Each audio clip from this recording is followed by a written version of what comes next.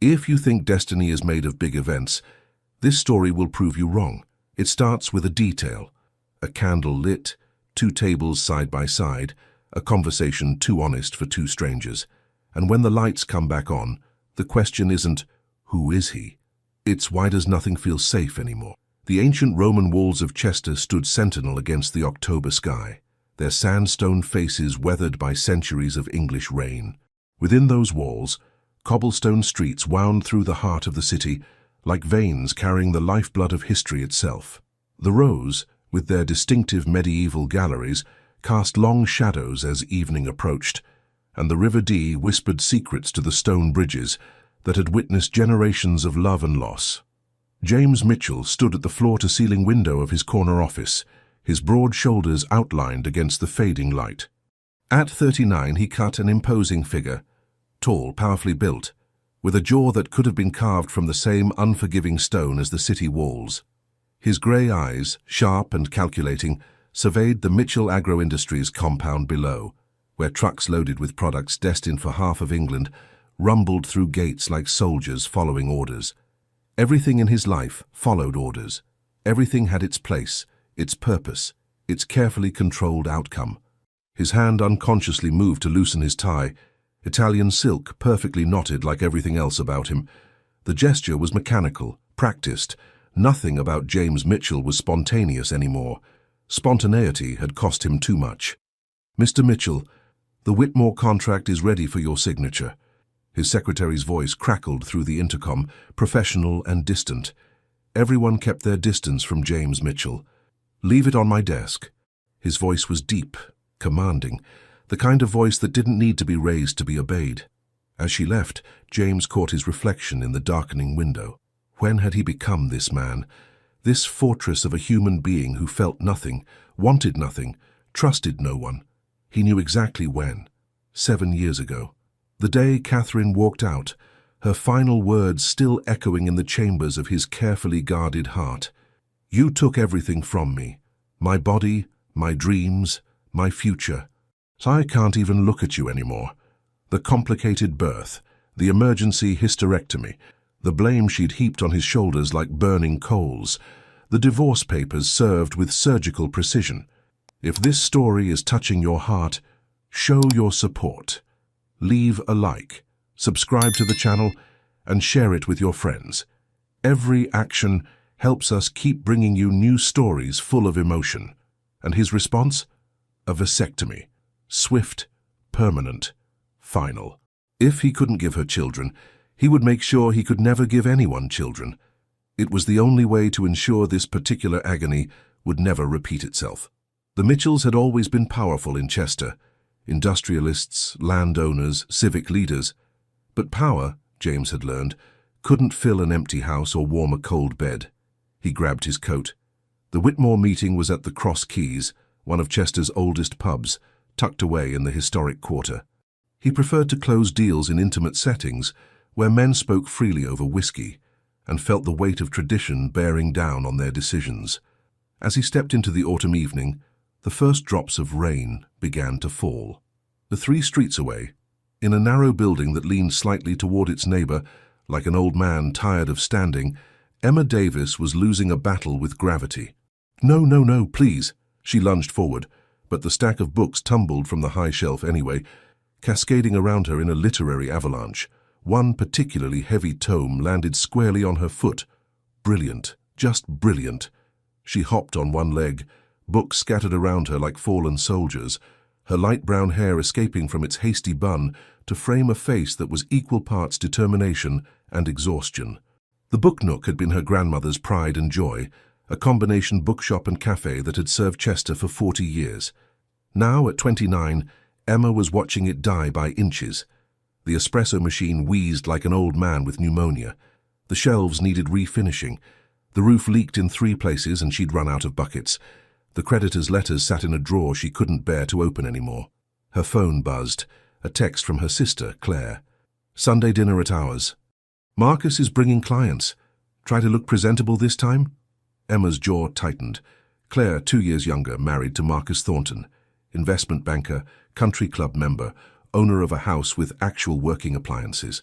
At every family gathering, Claire found new ways to highlight Emma's failures: the struggling business, the absence of a husband, the stubborn refusal to be realistic and sell the property to developers. "This place is a monument to the past, Emma," her father had said last month. "Sometimes you have to let go." But letting go meant erasing Gran. It meant admitting defeat.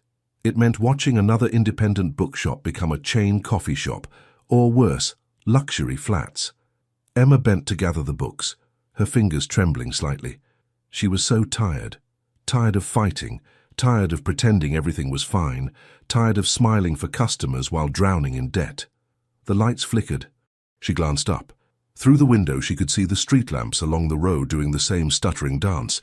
The rain was coming down harder now, and somewhere in the distance she heard a transformer blow with a sharp crack. Then everything went dark. Complete, absolute darkness.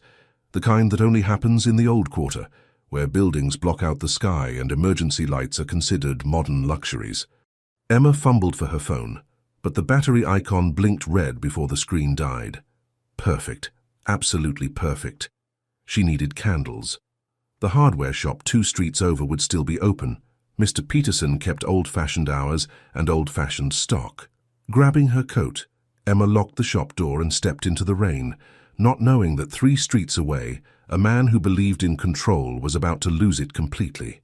The ancient stones of Chester held their breath, waiting for 2 wounded souls to collide in the darkness.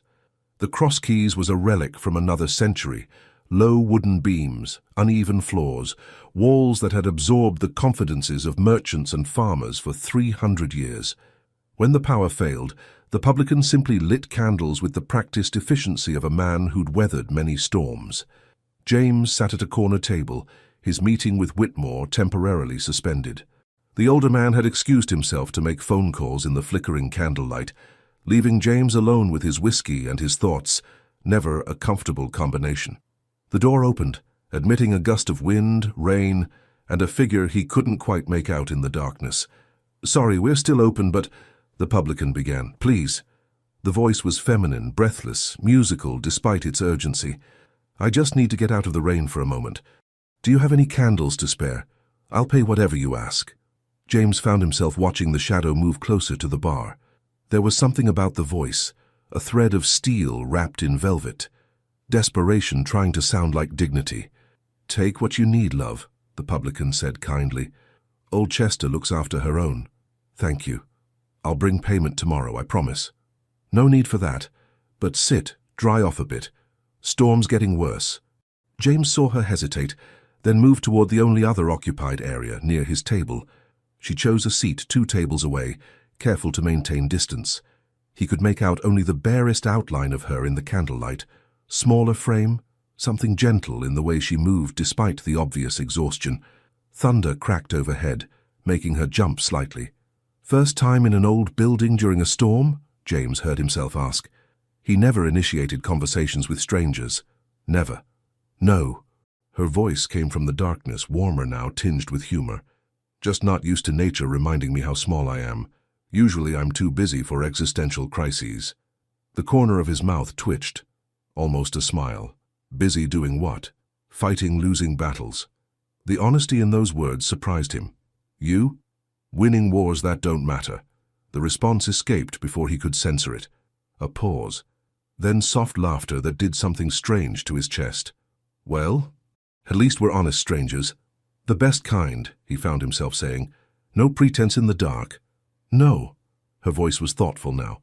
"In the dark, we're all just voices. No judgments, no assumptions. Just truth." James picked up his glass, studying the amber liquid in the faint candlelight. "And what truth are you running from tonight?" He expected her to deflect, to laugh it off. Instead, that I'm about to lose everything my grandmother built. That everyone was right. I wasn't strong enough to save it. That love for something isn't enough when the world runs on money and I don't have any. The rawness of it hit him like a physical blow.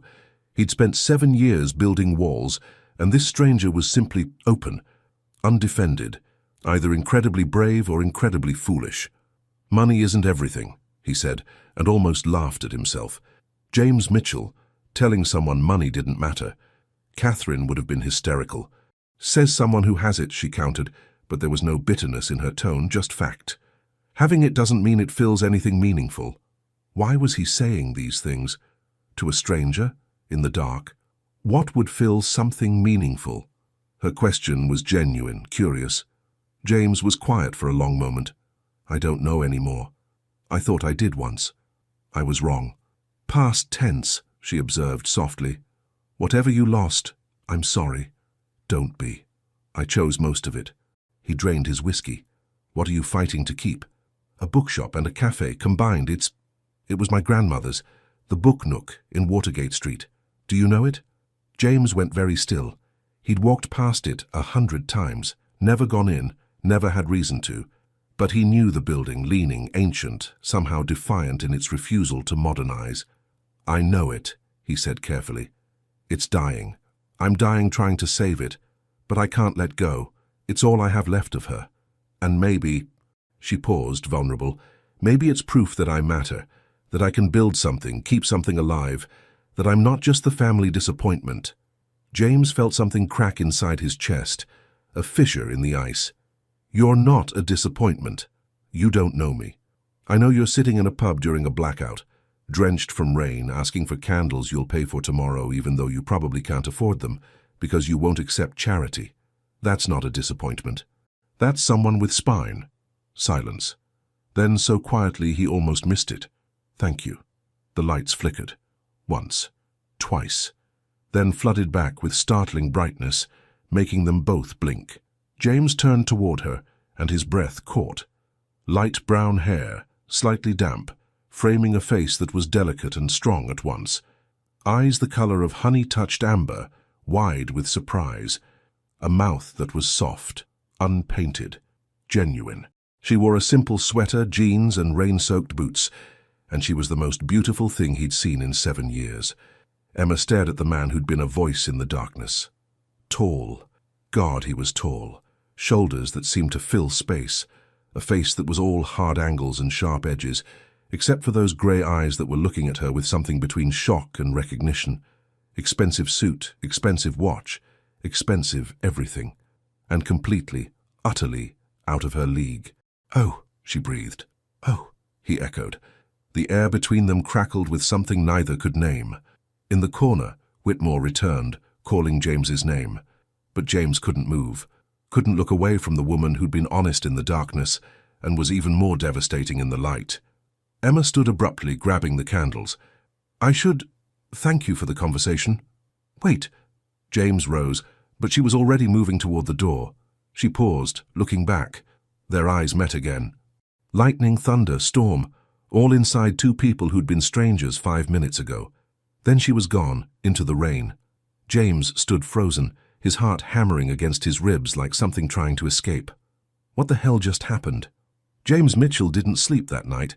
He lay in his vast bedroom in the restored Georgian townhouse overlooking the River Dee, staring at the ceiling as rain drummed against the windows. His mind kept returning to honey-colored eyes and a voice that had stripped away pretense in the darkness. He told himself it was nothing, a moment, a conversation, meaningless. By morning, he'd almost convinced himself. Then he walked past the Book Nook on his way to the office. The building looked worse in daylight. The sign faded, one window cracked and taped, the stonework crying out for attention. But through the smudged glass, he could see her, Emma. She was arranging books on a display table, her movements efficient despite obvious fatigue. She wore a cream-colored sweater today, sleeves pushed up to her elbows, and her hair was caught in a messy knot that somehow made her more beautiful. James found his feet carrying him toward the door before his mind could object. The bell chimed as he entered. The smell hit him first. Old books, coffee, and something indefinably comforting. The space was cramped but charming, mismatched furniture giving it personality rather than polish. Classical music played softly from a radio that had seen better decades. Emma looked up from her work. Recognition flashed across her face, followed by something that looked like panic, then careful neutrality. Hello. Her voice was professional, guarded, nothing like the woman from the pub. Can I help you find something? He should leave. Should turn around and maintain the careful distance he'd built around himself. Instead, coffee, black. Of course. She moved behind the small counter, her movements precise. Anything else? Are you always this formal with customers who've seen you drenched in a thunderstorm? A flush crept up her neck. She poured coffee into a mismatched cup with hands that trembled slightly. I'm always professional with customers I don't know. We talked for 20 minutes. In the dark, to voices. She set the cup down, meeting his eyes with quiet dignity. Daylight changes things. You're clearly someone important. I'm someone trying to keep a dying bookshop alive. Let's not pretend we're equals having a casual chat. The words stung because they were meant to create distance. But James saw through them. He'd built enough walls himself to recognize construction materials. I never said I was important. You didn't have to. Your suit costs more than my monthly revenue. She rang up the coffee, her tone matter-of-fact rather than bitter. £2.50. He handed her a £5 note. Keep the change. I don't need charity. It's a tip. For good coffee. You haven't tasted it yet. James picked up the cup, took a deliberate sip, and felt his eyebrows rise involuntarily. It was exceptional. Rich, smooth, perfectly balanced. This is excellent. Emma's expression softened slightly. It's the only thing in this place that still works properly. Gran taught me. She said coffee was a language, and if you spoke it well, you could touch people's souls. She was right. He meant it. Is she... Gone. 3 years now. Emma turned away, busying herself with wiping down the already clean counter. Hence the slow decline into bankruptcy and eventual demolition. James studied her profile, the stubborn set of her jaw, the way her shoulders carried weight they shouldn't have to bear. What if it didn't have to decline? Then I'd need a miracle, a lottery win, and possibly a fairy godmother. I'm fresh out of all three. What if you had an investor? Emma's hands stilled. She turned slowly. Her eyes narrowed. Why would you, whoever you are, care about investing in a failing bookshop? James, my name is James. He set down his cup. And I didn't say I was offering. I asked what if. Well, James. She crossed her arms, defensive. Hypothetically, I'd want to know what they'd want in return. Because nothing's free. Especially not from men in expensive suits who show up the day after meeting me in a blackout. Smart. Cautious. Self-protective. James respected that, even as it frustrated him. Maybe they'd want nothing. Maybe they'd just recognize something worth saving. Or maybe they'd want control, a share, decision-making power. And suddenly, it wouldn't be Gran's place anymore. It would be just another investment property with synergy and market repositioning. Her voice had edges now. I've had those offers. I turned them all down, because you'd rather fail on your own terms than succeed on someone else's. Yes. No hesitation. Absolutely yes. James felt something shift in his chest. Admiration, recognition. This woman was made of the same stubborn steel he was, but she'd somehow kept her softness intact. How? Then I respect that, he said quietly. Emma blinked, clearly expecting an argument. You do? I do. He finished his coffee, set the cup down gently. Same time tomorrow? For coffee. For coffee. His eyes held hers. Just coffee. No investment offers, no strings. Just excellent coffee in a place that deserves to survive. She studied him for a long moment, searching for ulterior motives, hidden agendas. James kept his expression neutral, though his heart was beating faster than it had any right to. Finally, Emma nodded. Okay, just coffee. As James left, he caught her watching him through the window. When their eyes met, she quickly looked away, a flush creeping up her cheeks. He walked toward his office with purpose in his stride and a lightness in his chest he hadn't felt in years. Behind him, Emma leaned against the counter, her hand pressed to her rapidly beating heart, asking herself what the hell she was doing, entertaining the attention of a man so clearly out of her league. Neither of them noticed the dark sedan parked across the street, or the camera lens pointed at the Book Nook's entrance. In a city like Chester, secrets were hard to keep, and James Mitchell's sudden interest in a failing bookshop would raise questions in circles where questions led to consequences. True to his word, James appeared the next afternoon at precisely 4 o'clock, and the day after that, and the day after that. By the end of the first week, Emma had stopped pretending she wasn't watching the door around that time. By the second week, she'd started making fresh coffee at 3:50. By the third, She caught herself checking her reflection in the antique mirror Gran had hung by the register, smoothing her hair, adjusting her collar. She was furious with herself for caring. James always ordered the same thing: black coffee, no sugar. He'd sit at the corner table near the history section, sometimes reading newspapers he'd bring, sometimes just watching her work with an intensity that made her skin feel electric. He never pushed, never asked personal questions, never mentioned investments or business again. He simply existed in her space, solid and steady as the Roman walls themselves, and somehow that was more dangerous than any aggressive pursuit could have been. "You're staring again." Mrs. Patterson, one of her regular customers, whispered conspiratorially as she checked out her romance novels. The elderly woman's eyes twinkled with mischief. "I'm not staring," Emma whispered back, not looking at where James sat reading the Financial Times. "Dear, I've been alive 78 years. I know staring when I see it, and he's been staring at you for 3 weeks straight." Mrs. Patterson leaned closer. "That's James Mitchell, Mitchell Agro Industries. Half of Chester's economy runs through his companies." Emma's stomach dropped. That can't be right." "Oh, it's right. I've seen him at city council meetings. Cold as January wind, that one. Never smiles, never compromises. They call him the Iron Man of Chester." Mrs. Patterson glanced at James, then back at Emma with meaningful weight. "Until now, apparently. He's been in here every day for weeks. That's not about the coffee, love." After Mrs. Patterson left, Emma couldn't help stealing another glance. James looked up at precisely that moment, catching her. Instead of looking away, he held her gaze. Something passed between them, wordless, charged, inevitable. Emma felt her cheeks warm. She busied herself reorganizing the counter for the 3rd time that hour. The bell chimed. Claire swept in like a force of nature, perfect hair, designer coat, and an expression that catalogued everything wrong with the shop in 3 seconds flat. "Emma, honestly, this place looks worse every time I visit." Claire's voice carried, designed to be overheard. "Daddy's right. You should sell while anyone's still interested." "Hello to you too, Claire." Emma kept her voice level, though her hands tightened on the counter. "I'm serious. Marcus has clients who'd pay decent money for this location. You could get a real job, meet actual people instead of hiding in this dusty museum." Claire's eyes landed on James. She did a double take, recognition and calculation flashing across her features. "Well, perhaps you have been meeting people." Emma's jaw clenched. "Claire." But her sister was already approaching James's table, smile bright and predatory. "James Mitchell. Claire Thornton, Marcus Thornton's wife. We met at the Banking Association gala." James stood with mechanical politeness. "Mrs. Thornton." His tone was cool, professional.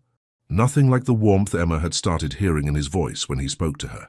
"What brings Chester's most eligible bachelor to this little place? Slumming?" Claire laughed, the sound sharp. "The coffee." James's grey eyes flicked to Emma, holding her gaze for a beat too long. "It's exceptional." "Oh, I'm sure it's not just the coffee." Claire followed his gaze, her smile tightening.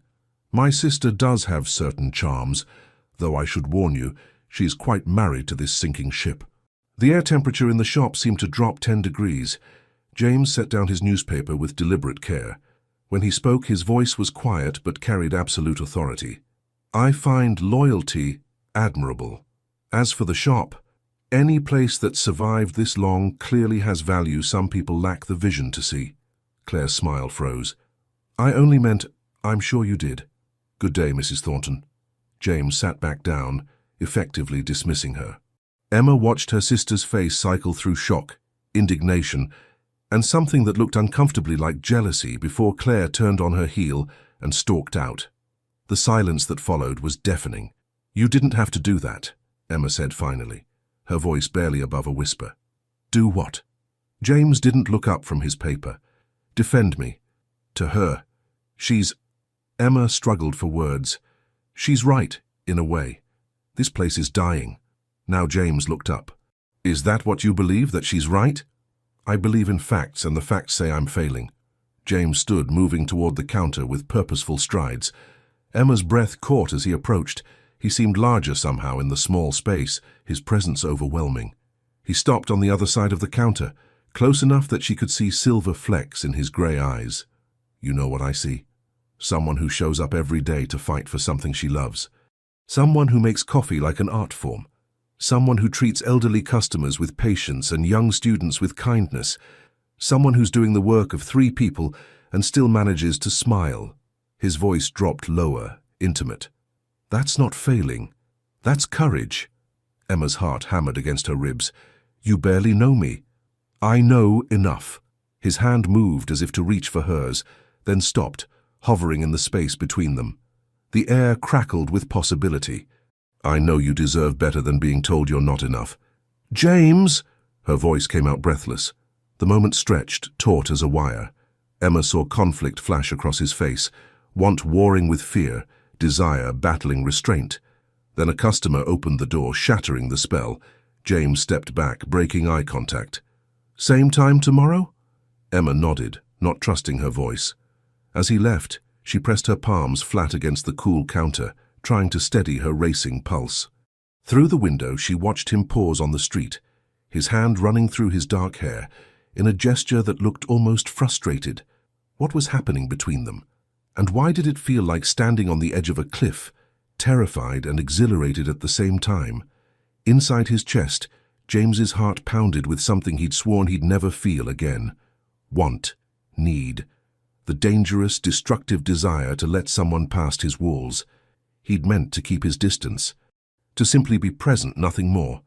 But standing close to her, seeing the pulse flutter at her throat, watching her eyes darken with awareness, he knew he was in serious trouble, the kind of trouble that had destroyed him once before. James didn't come the next day. Emma told herself it didn't matter.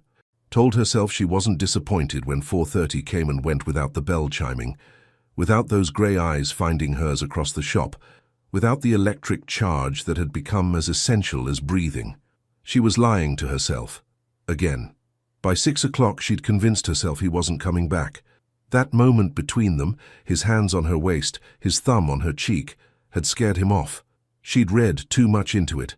He was probably just being polite, catching her before she fell. Rich men didn't actually fall for struggling bookshop owners who smelled like old paper and desperation. The bell chimed at 6:15. Emma's head snapped up so fast she nearly gave herself whiplash. James stood in the doorway and he looked disheveled.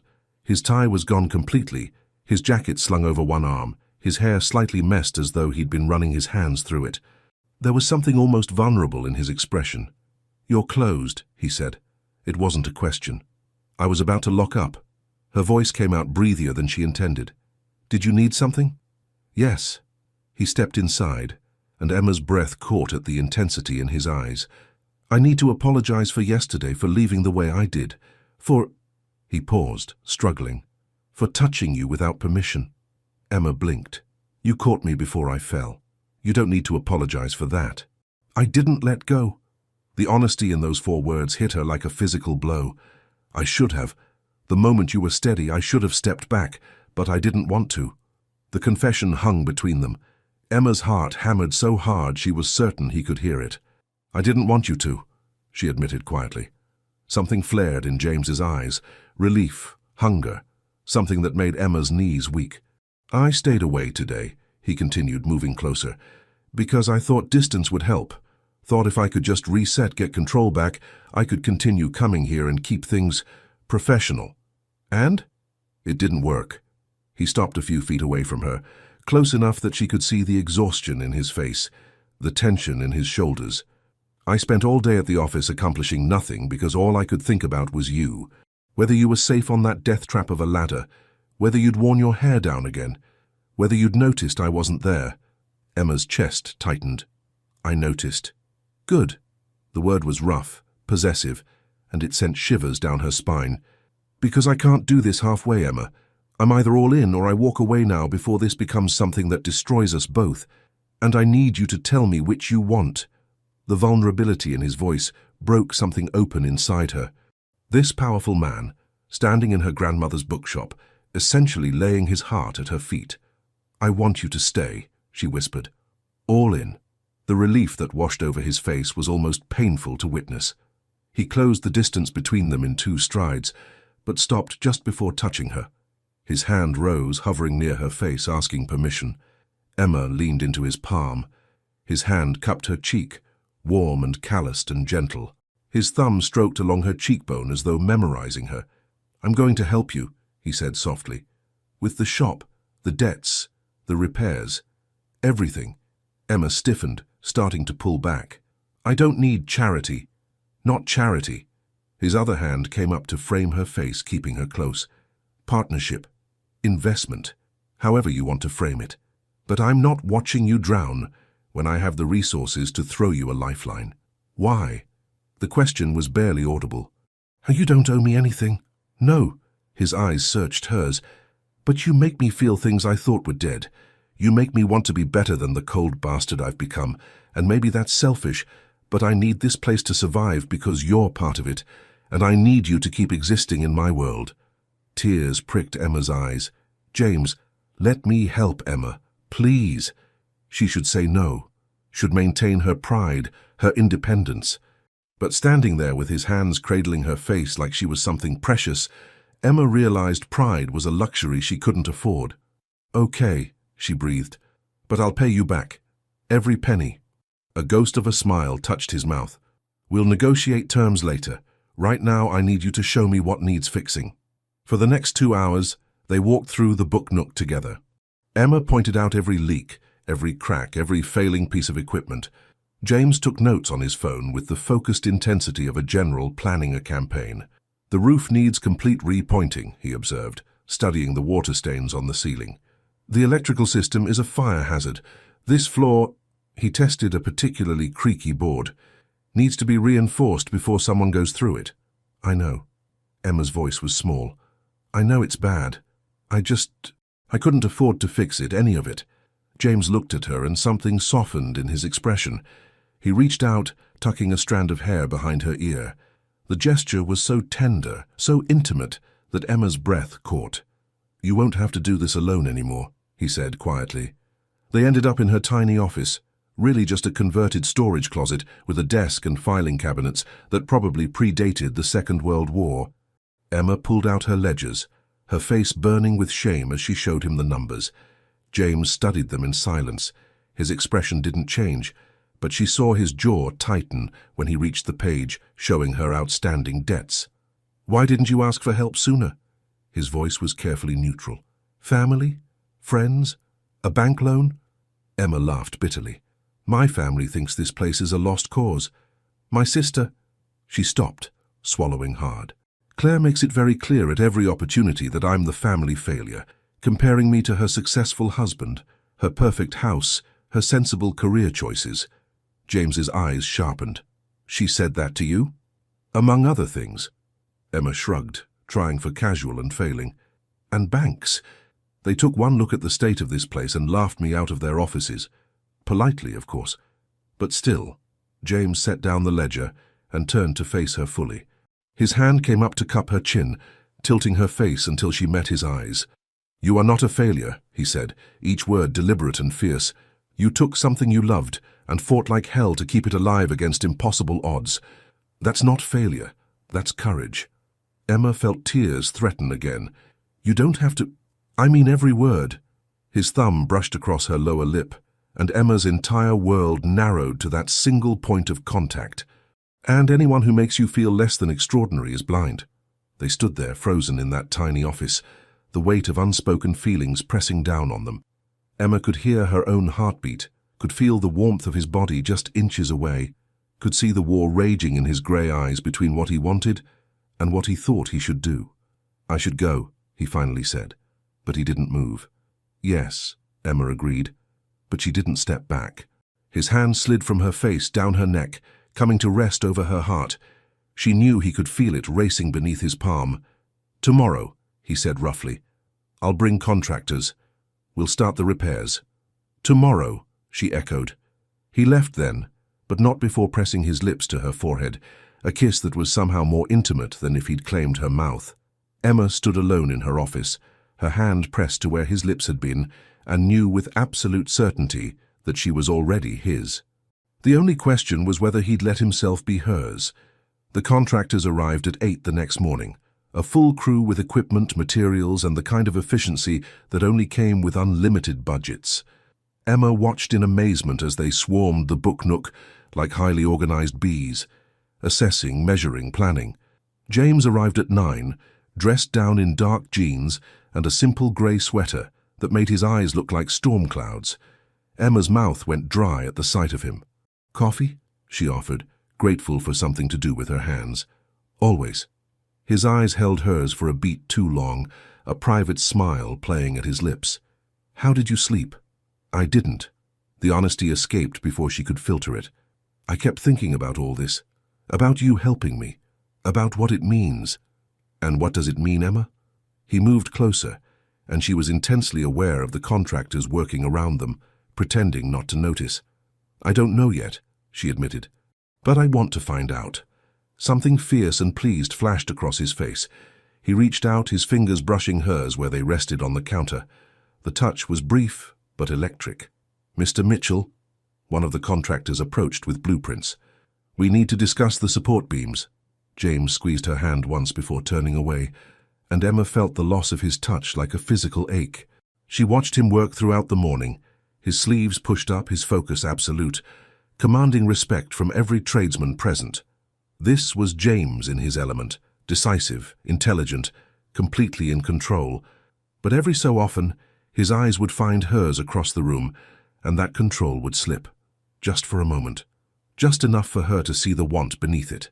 At noon, Emma's phone buzzed. A text from her mother. "Sunday dinner, 6 p.m. "No excuses this time, Emma," Claire insists. Emma's stomach dropped. Sunday dinners at Claire's house were exercises in humiliation. Her sister's beautiful home, her sister's successful husband, her sister's subtle and not-so-subtle digs about Emma's choices. "Everything all right?"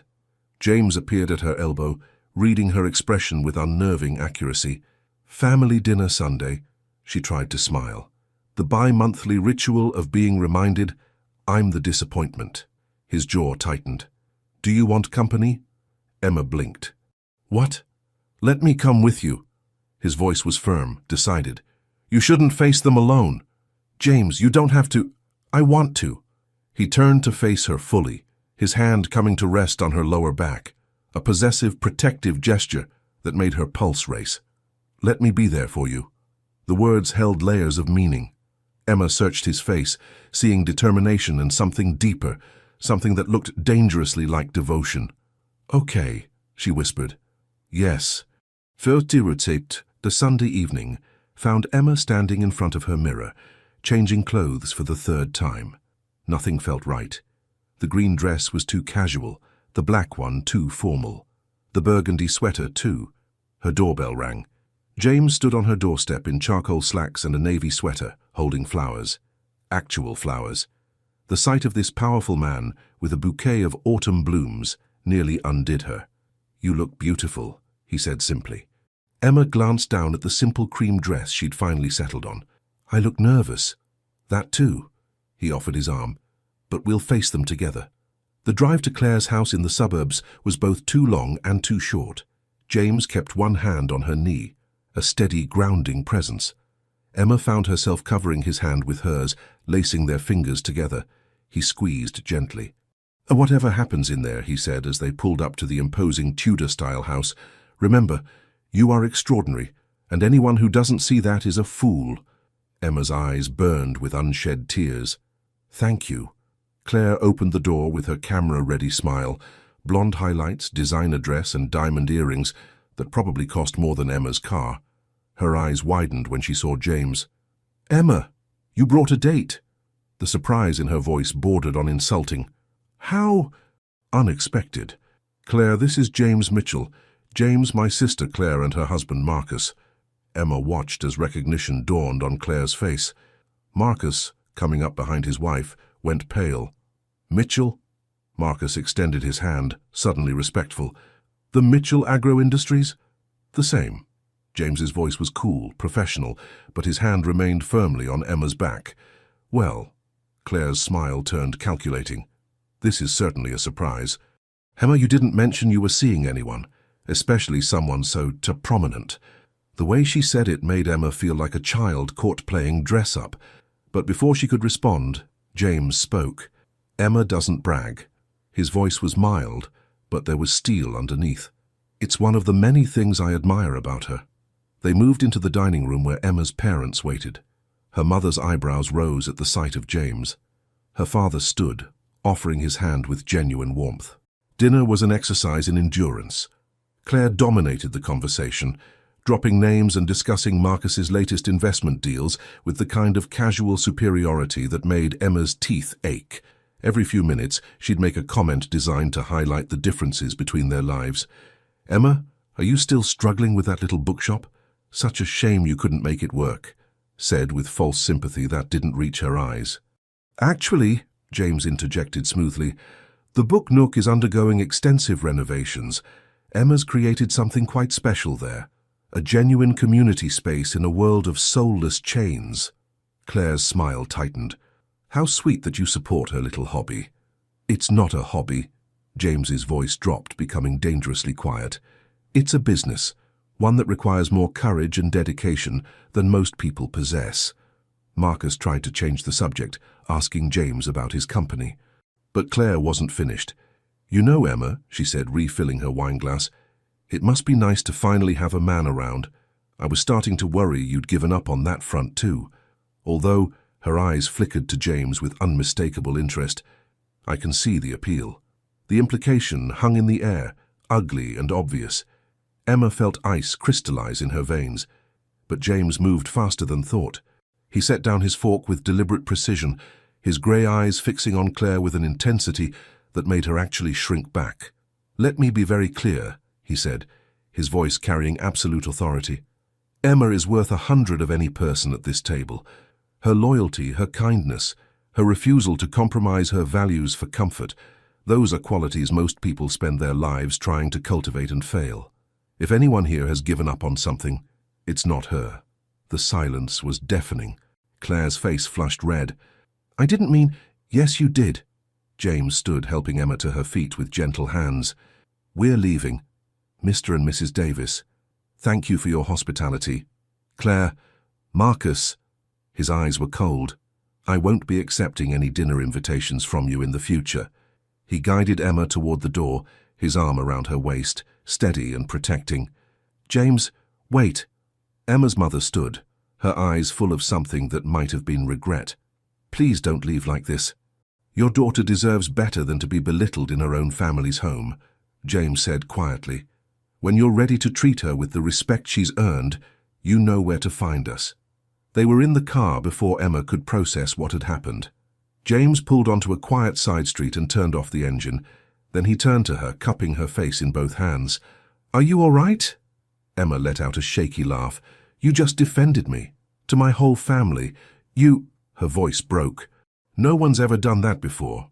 "Then they're all fools." His thumbs stroked her cheeks, catching the tears that had started to fall. "Emma, you're—" He stopped, struggling for words. "You're everything good I thought I'd never find again. And I will not stand by and watch anyone diminish you. Not your sister, not anyone." Emma looked at this man, this powerful, complicated, wounded man who'd somehow become her fiercest defender, and felt something shift irrevocably inside her chest. She leaned forward, resting her forehead against his. "Thank you," she whispered. James's hands tightened on her face. She felt him tremble slightly, felt the war raging inside him. His breath came faster, shallower. His eyes dropped to her mouth. "Emma," he said hoarsely, "if I kiss you right now, I won't be able to stop." "Who asked you to stop?" For a moment she thought he would. Thought he'd close that final distance and claim her mouth and end this unbearable tension between them. But he pulled back instead, pressing his lips to her forehead in that gesture that was becoming achingly familiar. "Not yet," he murmured against her skin.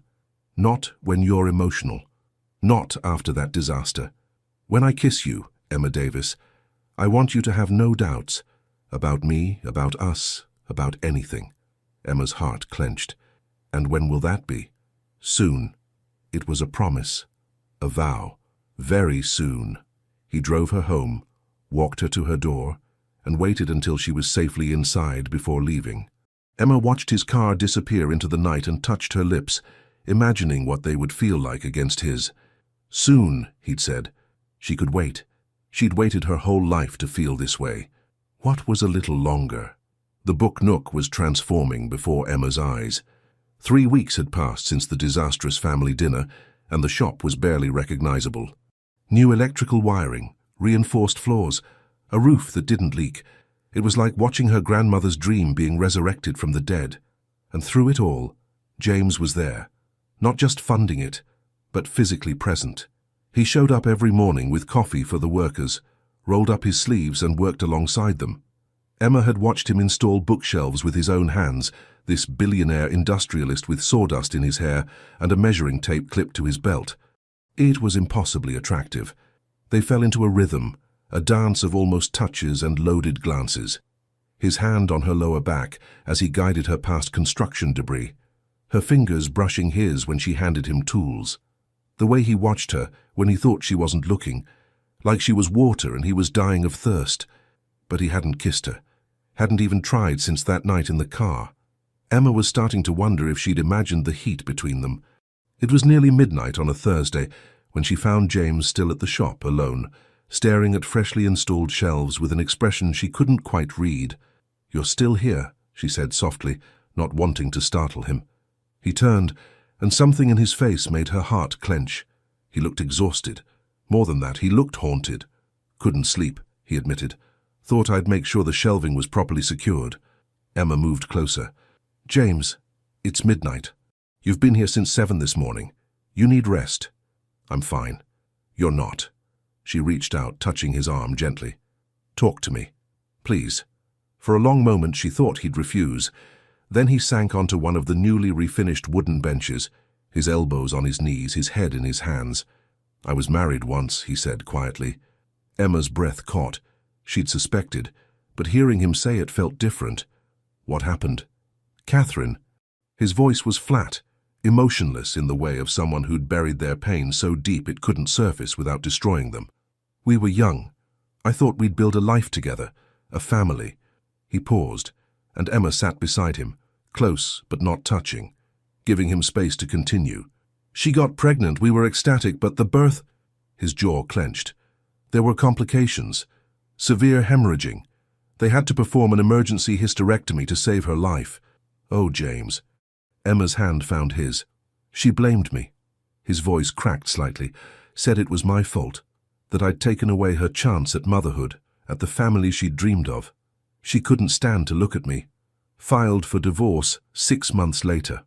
Emma squeezed his hand, tears burning her eyes. "That wasn't your fault. Complications happen, you didn't—" "I know." But his voice said he didn't really believe it. "Rationally, I know. But the way she looked at me, Emma, like I'd destroyed her, like I was responsible for every dream that died that day. Is that why you—" Emma hesitated. "Why you're so careful with me? Why you won't let yourself—" "After she left, I had a vasectomy." The confession was brutal in its honesty. "I decided if I couldn't give her children, I'd make sure I could never give anyone children. That way I'd never hurt anyone like that again. Never watch someone I love look at me with that kind of hatred." Emma's heart shattered. "So you locked yourself away? Safer that way." He finally looked at her, and the raw pain in his grey eyes nearly undid her. "Until a blackout, and a woman who was honest in the darkness. And suddenly, safe wasn't enough anymore." "James." "But I'm terrified, Emma." His free hand came up to cup her face, his thumb stroking her cheek with infinite tenderness. "Terrified that I'll hurt you, that you'll look at me one day the way Catherine did. That wanting you the way I do will somehow destroy us both." Emma turned her face into his palm, pressing a kiss there. "You're not going to hurt me. You can't know that." "Yes, I can." She shifted, facing him fully, taking both his hands in hers. "Because you're here. Because you defend me to my family. Because you renovated my grandmother's shop with your own hands. Because you're terrified of hurting me, which means you won't." "Emma, Catherine was wrong," Emma said fiercely. "What happened to her wasn't your fault. And the fact that she blamed you says everything about her, and nothing about you. You are not responsible for medical complications. You are not your ex-wife's pain. You are the man who brings coffee to construction workers and memorizes book recommendations and watches me when you think I'm not looking." A sound escaped him. Half laugh, half sob. "You notice that?" "I notice everything about you." Her voice dropped to a whisper. "The way you roll up your sleeves exactly twice. The way you take your coffee. The way you smile when you think no one's watching. I see you, James. All of you. And I'm not going anywhere." He pulled her against him then, his arms wrapping around her like she was the only solid thing in a tilting world. Emma held him back, feeling the tremors running through his powerful frame, feeling his heart hammering against her cheek. "I don't deserve you," he murmured into her hair. "You don't get to decide what I deserve," she countered. "That's my choice, and I choose you, scars, fears, and all." They stayed like that for a long time, holding each other in the half-finished shop, surrounded by sawdust and new beginnings. Emma felt his lips press against her temple, lingering there. "Thank you," he whispered. "For what?" "For seeing past the walls." His arms tightened around her. "For not running." "I'm not running." Emma pulled back just enough to look at him. "I'm all in, remember. You don't get to take that back now." Something shifted in his expression, the fear receding, replaced by something that looked dangerously like hope. His hand came up to cradle her face, his eyes searching hers with an intensity that stole her breath. "Emma Davis," he said slowly, "you are absolutely extraordinary. So you keep telling me. I plan to keep telling you." His thumb traced her lower lip, and Emma's entire body ignited at the touch. "Every day. For as long as you'll let me." The promise in those words was everything. Emma leaned into him, resting her forehead against his, breathing him in. "That might be a very long time," she warned. "Good." His lips brushed her forehead. "I'm counting on it." They sat together in the quiet shop, two wounded people finding healing in each other's arms, and for the first time in 7 years, James Mitchell allowed himself to believe that maybe, just maybe, he deserved a second chance at happiness. And Emma, who'd spent so long fighting alone, finally understood what it meant to have a true partner. Someone who saw her struggles and didn't offer empty platitudes, but rolled up his sleeves and rebuilt her world alongside her. Someone who was worth the wait, even if that wait was killing her. The renovations were nearly complete. The book nook gleamed with fresh paint and polished wood, the new espresso machine hummed efficiently, and the roof no longer threatened to cave in during storms. Emma should have been ecstatic. Instead, she was terrified. The letter had arrived that morning, official, cold, devastating. Despite James's renovations, the property owner, who'd been patient for months, was selling the building, and the new buyer wanted the space for luxury apartments. Emma had 60 days to vacate. She'd sat in her tiny office, staring at those words until they blurred, and realized something crushing. All of James's help, all the renovations, all the hope she'd allowed herself to feel, none of it mattered if she didn't own the building. The book nook was still dying. She'd just been too distracted by grey eyes and gentle touches to see it. Emma didn't tell him, couldn't bear to see the disappointment in his face when he realized his efforts had been wasted. Instead, she carried the letter like a stone in her pocket, feeling its weight with every breath. James noticed anyway. Of course he did. "You're quiet today," he observed 3 days later, watching her rearrange the same stack of books for the 5th time. The shop was closed, the sun setting through the newly repaired windows, painting everything gold. "Just tired," she lied. "Emma." He crossed the shop in 3 strides, taking the books from her hands and setting them aside. "What's wrong?" "Nothing, I'm fine."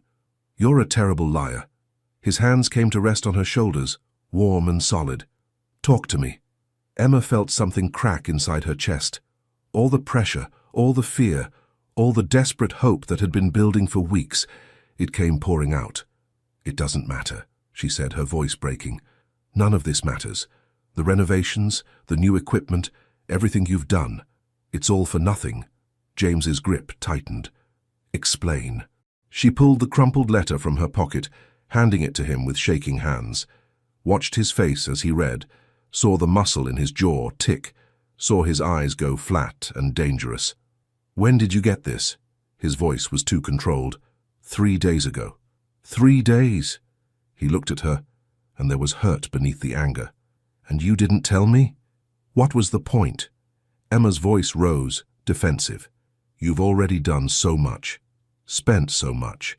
I couldn't ask you to—" "Ask me?" His voice was sharp now. "Emma, we're partners. You don't get to hide things like this from me. You don't get to make these decisions alone anymore. We're not partners." The words escaped before she could stop them. You're what? My contractor, my investor, Yours. The word was fierce, possessive. I'm yours, Emma, in whatever capacity you'll have me. But you need to let me in, all the way in, not just the parts that are easy. Tears burned her eyes. I can't lose this place, James. It's all I have left of her. If I lose the book nook, you won't. His hands framed her face, forcing her to meet his eyes. I'll buy the building. I'll outbid whoever wants it. No. Emma pulled back even though it hurt. I won't let you buy me a building. That's not... I can't accept that. Why not? Because what happens when you get tired of me? The fear came out raw, honest. When you realize I'm not worth all this trouble, I'll have nothing and you'll have wasted... Tired of you? James looked at her like she'd lost her mind. Emma, I can't breathe properly when I'm not near you. I rearrange my entire schedule just to be here at 4:30 every day. I lie awake at night thinking about the way you bite your lip when you're concentrating, the way you laugh with your whole body, the way you look at me like I'm... He stopped, jaw clenching. Like you're what? Emma whispered. Like I'm worth something. His voice cracked. Like I'm more than my bank account or my company or the cold bastard everyone thinks I am. You look at me like I'm human, real, and I haven't felt real in 7 years until you. Emma's heart was hammering so hard she thought it might break through her ribs. James, I'm in love with you. The confession was rough, desperate. I'm completely, irrevocably in love with you, and I have been since that first night in the pub when you were honest in the darkness. So no, Emma, I will not get tired of you. I will buy this entire city block if that's what it takes to keep you in my life. The world tilted. Emma stared at him, this powerful man who was looking at her like she was everything, and felt her own careful walls crumble. I love you too, she breathed. James went very still. Say that again. I love you. I think I've loved you since you caught me on that ladder and didn't let go. Since you defended me to my family. Since you showed me what it means to have someone fight beside you instead of leaving you to fight alone. Something broke in his expression. All the careful control, all the protective distance. He pulled her against him, his arms banding around her like he'd never let go. I need to kiss you, he said hoarsely. Emma, I need... Then kiss me. Her hands fisted in his shirt. Please, James, stop holding back. If I start, I won't stop. It was a warning, a promise. Good. For one suspended heartbeat, they stared at each other. Then James's control shattered. His mouth claimed hers with 7 years of loneliness, weeks of wanting, and the desperate need of a man who'd thought he'd never feel this way again. Emma gasped against his lips, and he swallowed the sound, deepening the kiss with a hunger that made her knees buckle. His hands were everywhere, threading through her hair, cupping her face, spanning her waist, pulling her impossibly closer. Emma clung to him, rising on her toes, pouring every ounce of her love into the kiss. It was nothing like she'd imagined. It was better, devastating, perfect. James walked her backward until her back hit the wall, never breaking the kiss. His mouth moved from her lips to her jaw, down the column of her throat, each touch reverent and hungry at once. Emma, he breathed against her skin. God, Emma. She threaded her fingers through his hair, pulling him back to her mouth. The kiss turned desperate, needy.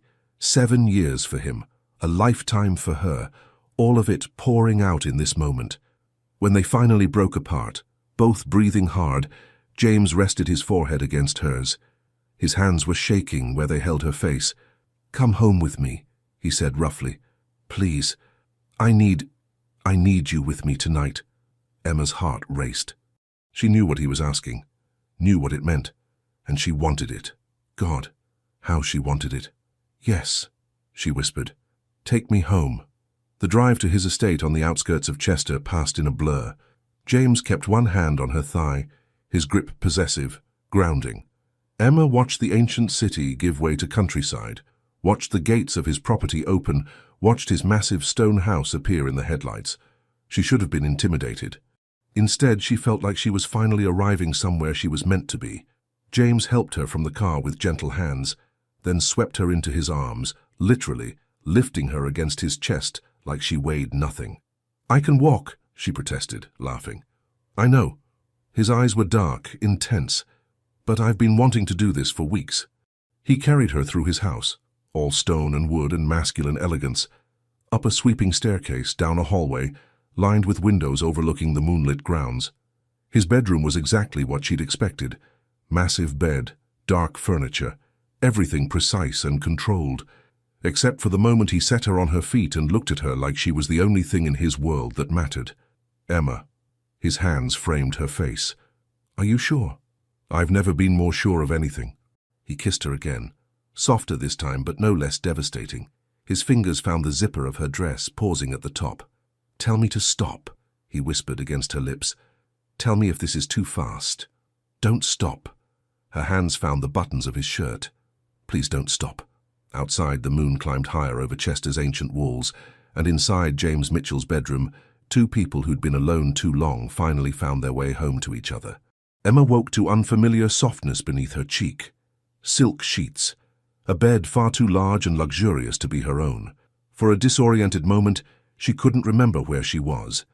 Then she felt the warmth beside her, the solid presence of the man whose arms were wrapped around her like she was something precious he was afraid to lose. James. Memory flooded back. The kiss against the wall, the desperate drive to his estate, the way he'd looked at her in the moonlight streaming through his windows, the way he'd touched her. Heat bloomed in her cheeks. Last night had been... There were no words. She'd expected intensity from James. He was intense about everything. But she hadn't expected the tenderness, the reverence, the way he'd worshipped every inch of her skin like she was sacred. Stop thinking so loudly, James murmured against her hair, his voice rough with sleep. I can hear your brain working from here. Emma turned in his arms, finding herself face to face with him. His hair was mussed, his jaw shadowed with stubble, his grey eyes still heavy-lidded. He looked younger like this, less guarded, beautiful. Good morning, she whispered. Good morning. His hand came up to cup her face, thumb stroking her cheekbone. How do you feel? Perfect. And she meant it. Despite the uncertainty of everything else, despite the letter threatening her shop, despite not knowing what came next, in this moment, wrapped in James Mitchell's arms, Emma felt absolutely perfect. You! Something flickered across his face, too quick for her to identify. Perfect, he echoed, but it sounded wrong somehow. Before she could question it, he kissed her, slow and deep and thorough. Emma melted into it, her hands sliding up his bare chest, feeling the rapid hammering of his heart beneath her palms. Stay, he murmured against her lips. Don't go anywhere today. Just stay here with me. I should probably check on the shop. Please. The vulnerability in that single word stopped her protest. Just today. Let the world exist without us for a few hours. How could she refuse that? Okay, just today. They spent the morning in his enormous bed, talking and touching and learning each other. James told her about building his company from nearly nothing after his father's death.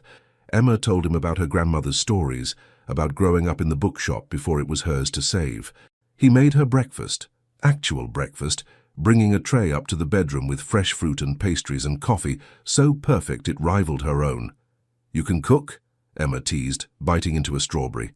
I can order from the best bakery in Chester and arrange things on plates, he corrected, smiling. It's not the same thing. That smile. God, when he smiled like that, unguarded, genuine, Emma felt like she could conquer anything. They made love again in the afternoon light. Slower this time, sweeter. James mapped every curve of her body with his hands and mouth, murmuring words against her skin that made her feel cherished, wanted, loved. Emma had never felt so safe, so completely seen and accepted. She fell asleep in his arms as evening approached, exhausted and happy, and more content than she'd been in years.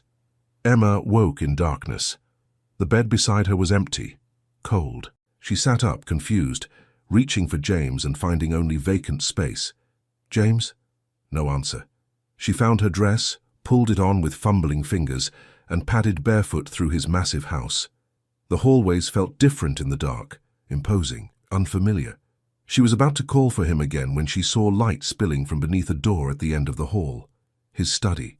Emma pushed the door open and froze. James stood at the window, fully dressed in slacks and a button-down shirt, staring out at the moonlit grounds. His shoulders were rigid, his hands clenched at his sides.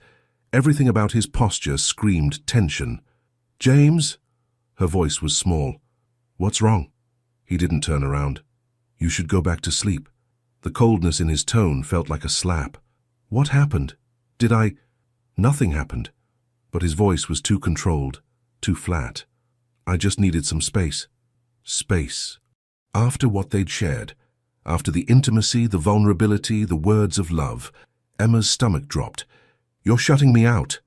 "I'm thinking." "About what?" She moved closer, saw his reflection in the window glass, and her breath caught. His face was a mask of barely controlled panic. "James, talk to me. I made a mistake." The words were quiet, brutal. Emma felt the world tilt. "What?"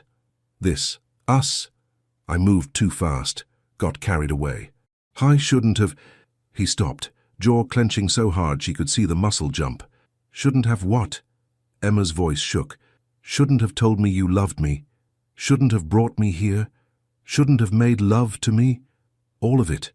He finally turned, and the emptiness in his eyes destroyed her. "I can't do this, Emma. I thought I could, but I can't." "Why?" Tears burned her throat. "What changed between this afternoon and now? I woke up and realized what I'd done. What I'd promised you without thinking it through." His voice was getting harder, more distant with every word. "You want things I can't give you. Marriage, children, a future. And I won't go through that again. I never asked you for those things. You will." He cut her off. "Eventually you'll want them, and I'll have to watch you realize I'm not enough. Watch you look at me the way Catherine did. I can't survive that twice, Emma." Emma's hands fisted at her sides, nails biting into her palms. "So you're ending this before it even begins? Because of something that hasn't happened? Because of fear? Because I'm being realistic? You're being a coward." The words came out harsh, angry. Good. Anger was better than the devastation threatening to swallow her whole. "You're so terrified of being hurt again that you'd rather destroy us now than risk being happy. Better now than later, when it would hurt more." "It already hurts." Emma's voice broke. "You told me you loved me. You made me believe—" She pressed her hands to her face, trying to hold herself together. "God, I'm such an idiot. I actually thought—" "Emma!" "No."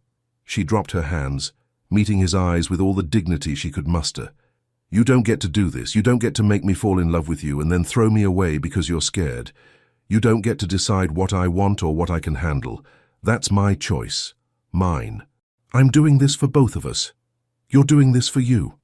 Emma moved toward the door, her legs shaking so badly she wasn't sure they'd hold her. "Because you're terrified, and I get it, James. I understand fear. But love requires courage, and apparently you're not brave enough for that." She saw him flinch, saw pain flash across his face. But he didn't stop her, didn't call her back. Emma made it to the front door before the tears came. Her phone was dead, her car was at the shop, and she was standing in the middle of nowhere in a cocktail dress at 2 in the morning. She called for a taxi, wrapped her arms around herself, and waited in the cold English night while her heart shattered into pieces too small to ever put back together.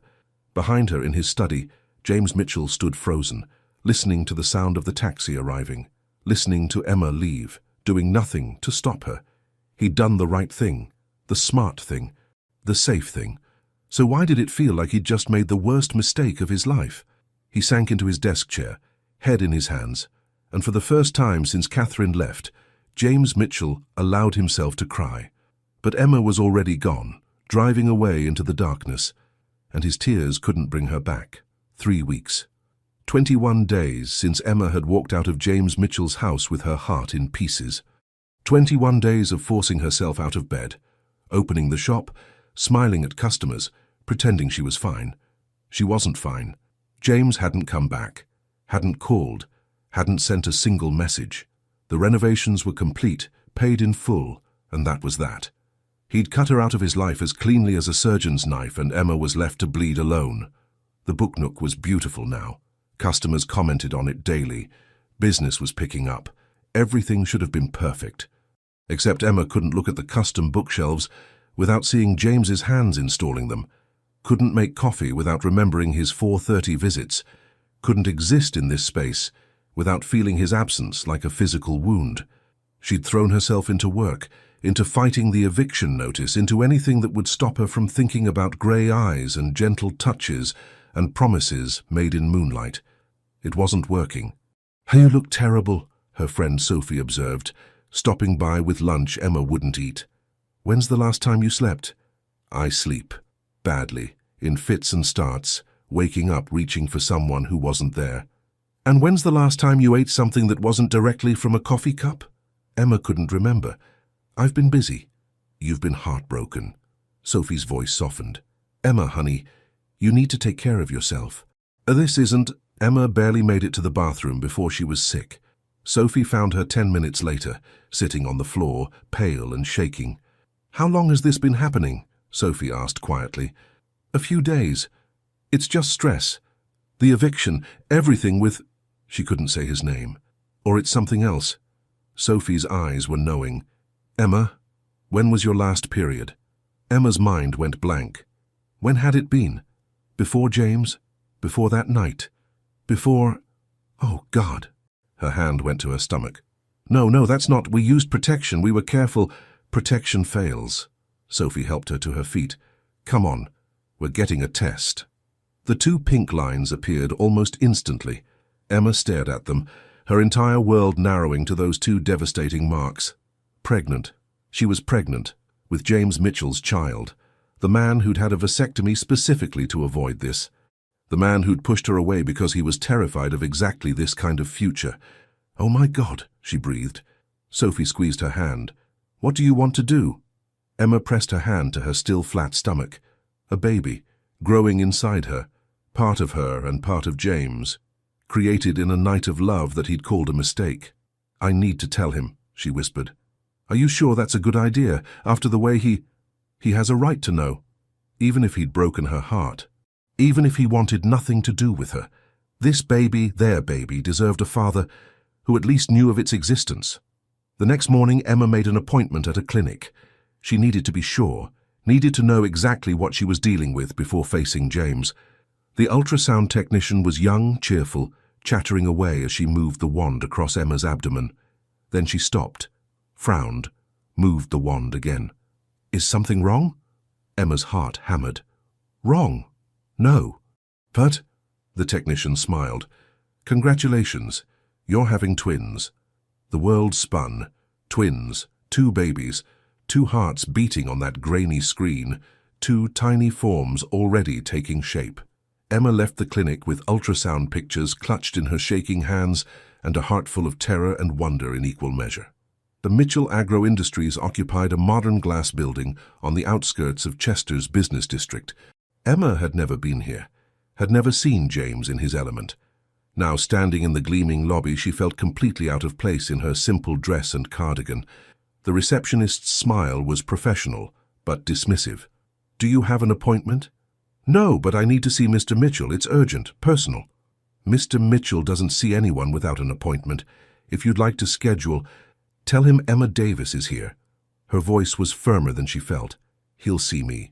The receptionist looked doubtful, but made the call.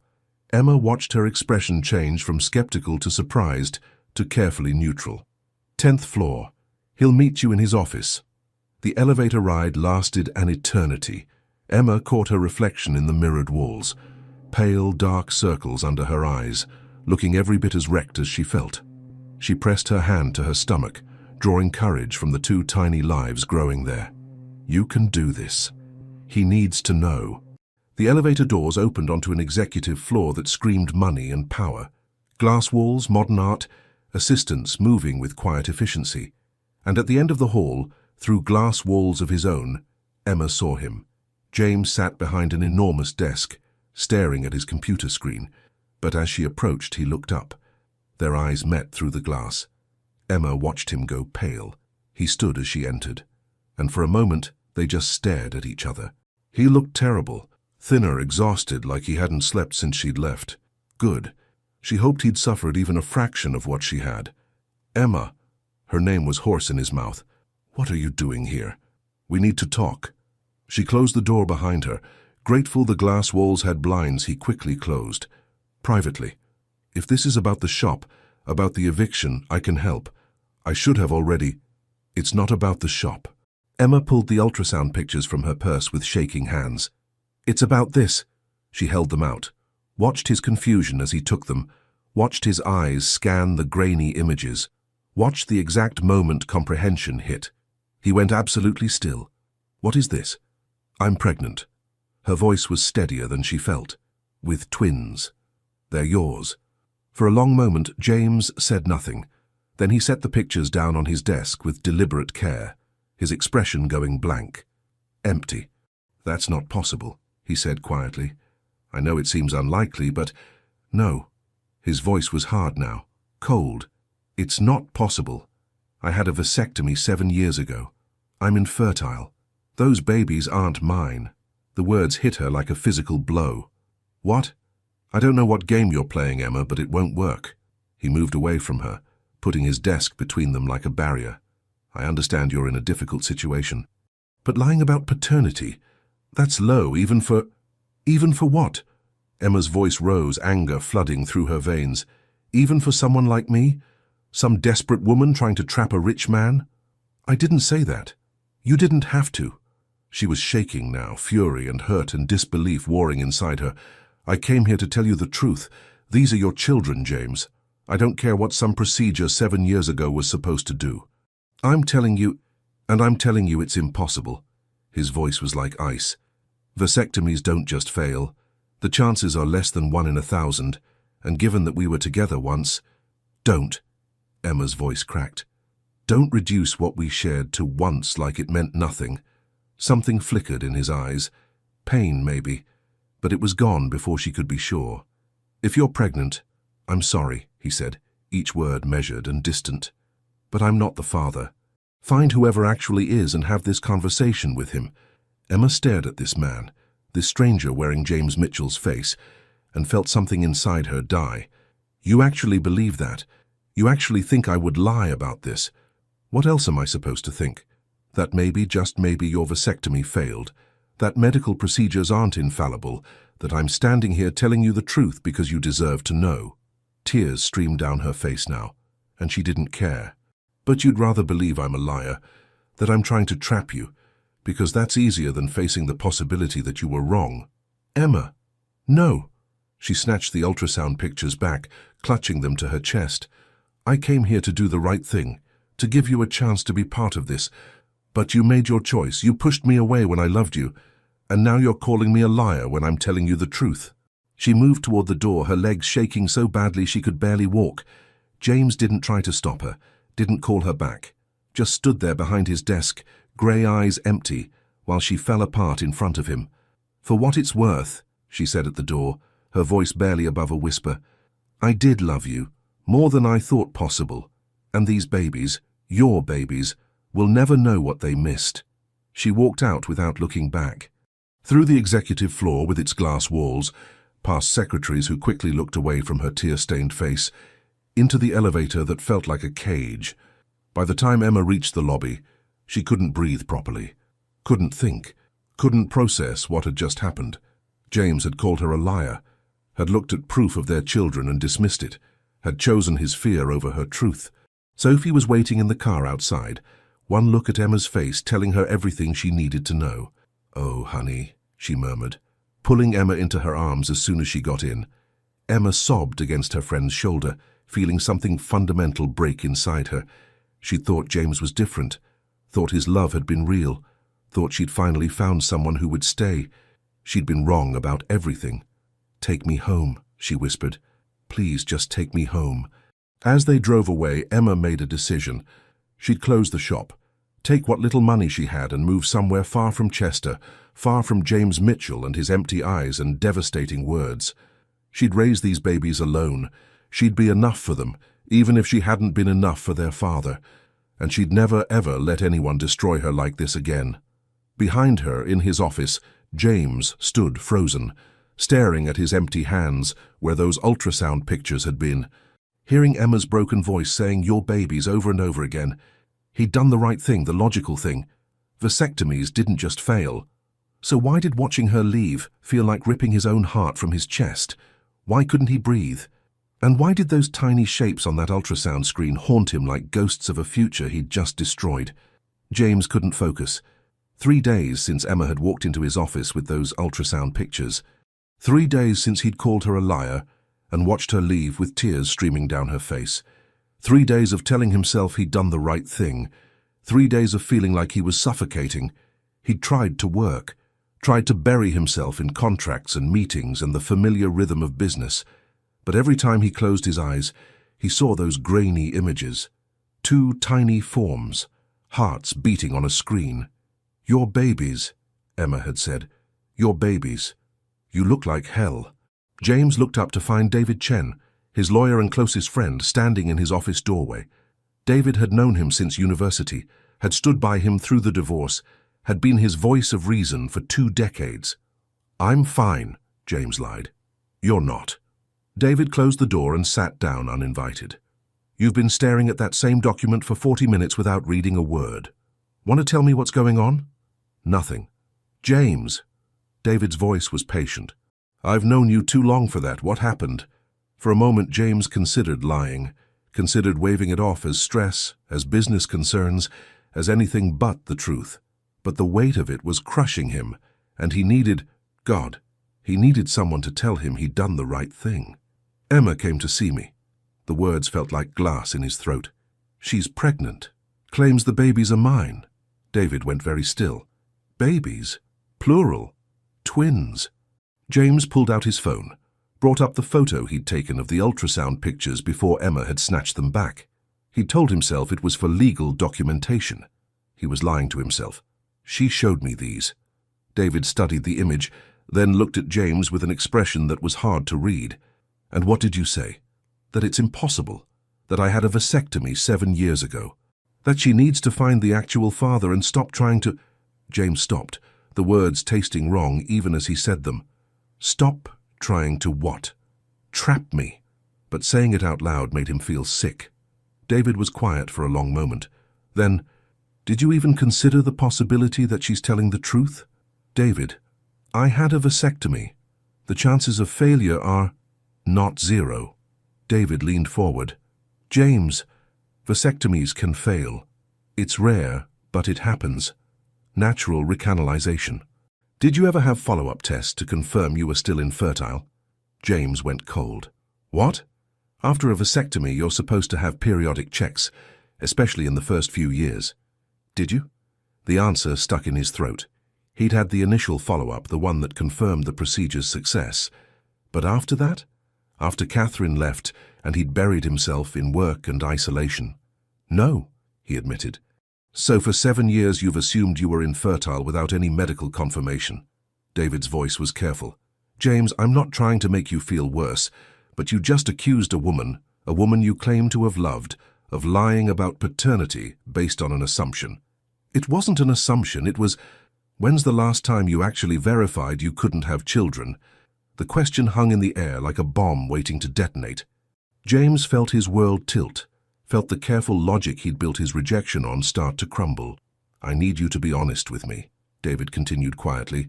"Do you think Emma Davis is the kind of woman who would lie about something like this?" James closed his eyes, seeing Emma's face. The devastation, the tears, the way she'd clutched those ultrasound pictures to her chest like they were precious.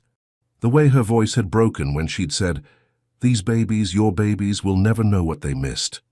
"No," he whispered. "God, no. She's the most honest person I've ever met." "Then maybe," David said gently, "you should get tested before you destroy both your lives over a medical assumption."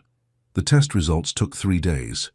3 days of James existing in a state of suspended animation, unable to eat, unable to sleep, unable to think about anything except Emma's broken voice and those 2 tiny forms on the ultrasound screen. 3 days of reviewing every moment they'd spent together, every word she'd said, every tear she'd shed, trying to find evidence of deception and finding only honesty. She'd never asked him for anything, never expected his help with the shop until he'd insisted, never demanded his love or his future. She'd simply offered her own heart and asked for nothing in return, and he'd repaid her by calling her a liar. The doctor's call came on a grey Wednesday afternoon. "Mr. Mitchell, I have your results." The doctor's voice was professionally neutral. "Your sperm count is within normal range. You are, in fact, fertile. It appears your vasectomy underwent spontaneous recanalization. The vas deferens reconnected naturally. It's rare, but it does happen. James couldn't breathe. The phone felt like lead in his hand. You're certain? Completely. Based on these numbers, you've likely been fertile for several years. If there's a question of paternity, there's no question. James's voice broke. Thank you, doctor. He ended the call and sat in the silence of his office, the results clutched in his shaking hands. Fertile. He'd been fertile. The vasectomy had failed, probably years ago, and he'd never known, never checked, never questioned. And Emma had been telling the truth. Those babies were his children, growing inside the woman he loved, the woman he'd destroyed with his fear and his accusations and his cowardice. James made it to his private bathroom before he was sick, his body rejecting the horror of what he'd done. When there was nothing left, he slid down the wall, head in his hands, and finally allowed himself to feel the full weight of his mistake.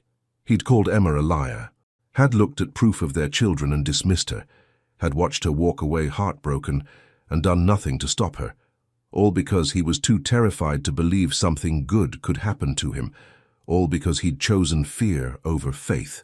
James pulled out his phone with shaking hands, pulled up Emma's number, and called. It rang once, twice. Then, the number you have reached is no longer in service. He tried again. Same result. Panic seized his chest. He called the book nook. It rang endlessly, no one answering. David appeared in the doorway, took one look at James's face and paled. What happened? The vasectomy failed. The babies are mine. Emma was telling the truth, and I... His voice broke. I need to find her. I need to apologize. I need to... Go! David was already pulling up information on his phone. I'll handle everything here. Go get her. James was out the door before David finished speaking. Sorasi Diavashyaki was the book nook was dark, closed. A sign in the window read simply, closed indefinitely. Thank you for your support. James's heart stopped. He tried the door, locked. He peered through the windows. The interior was empty, personal items gone as though Emma had simply vanished. He drove to her apartment. The landlord, after much persuasion and a substantial bribe, confirmed she'd moved out 2 days ago. No forwarding address. Did she say where she was going? James heard the desperation in his own voice. Said something about getting away, starting fresh. The landlord shrugged. Seemed upset. Whatever you did, mate, you better fix it. James spent the next week searching. He called every contact he had, used every resource at his disposal. But Emma had disappeared completely, deliberately, leaving no trace. She didn't want to be found, especially not by him. He went to her parents' house, swallowing his pride. Her mother answered, and her expression turned cold when she saw him. You have some nerve showing up here. Please, I need to find Emma. I made a terrible mistake. I need to... You broke her heart. Her mother's voice was hard. She called me crying, told me what you said to her. My daughter came to you with the truth and you called her a liar. I know, I was wrong. The vasectomy failed. The babies are mine. I have proof. Too late.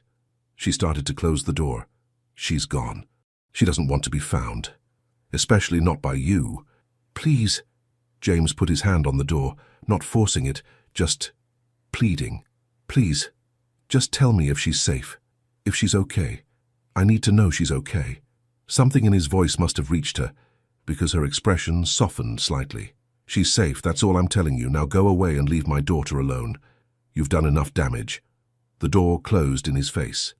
James stood on that doorstep, staring at the closed door, and felt the last of his hope crack. Emma was gone, carrying his children, alone and heartbroken because of him, and he had no idea how to find her.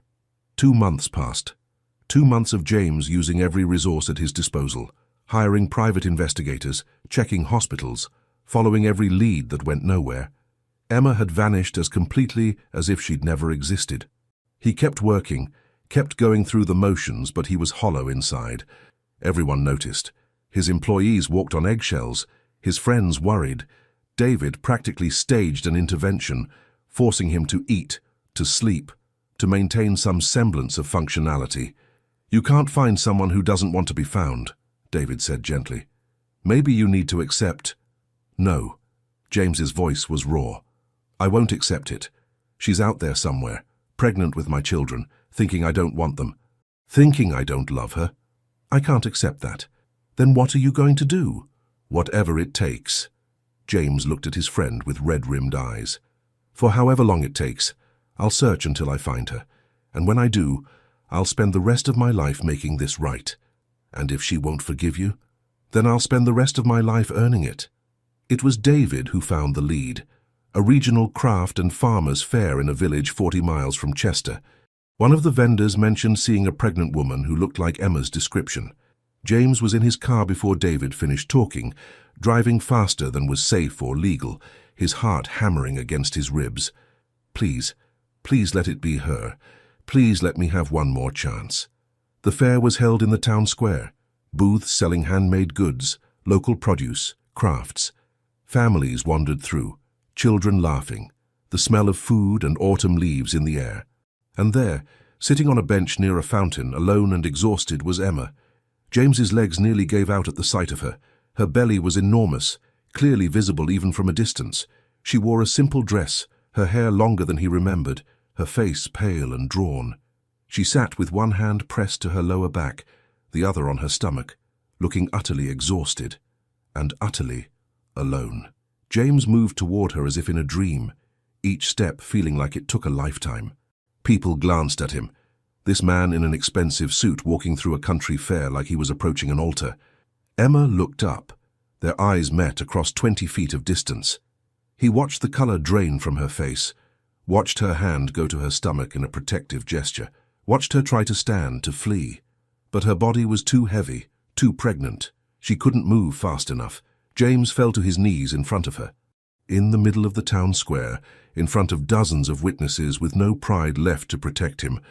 "Emma," he said, and his voice broke on her name. "Please, please let me explain." Emma couldn't breathe. James Mitchell was kneeling in front of her, in public, in the middle of a village fair with dozens of people watching. His grey eyes were red-rimmed, his face haggard, his expensive suit rumpled as though he'd slept in it. He looked destroyed. Good. He deserved to be destroyed. He'd destroyed her first. "Get away from me." Her voice came out steadier than she felt. "I have nothing to say to you." "Emma, please, just listen. Listen." She tried again to stand, and this time managed it despite her unwieldy body. "I listened last time, when you called me a liar, when you looked at pictures of your own children and told me to find their real father. Why would I listen now?" People were staring now, whispers spreading through the crowd. Emma didn't care. Let them stare. Let them see what James Mitchell really was. "You were right."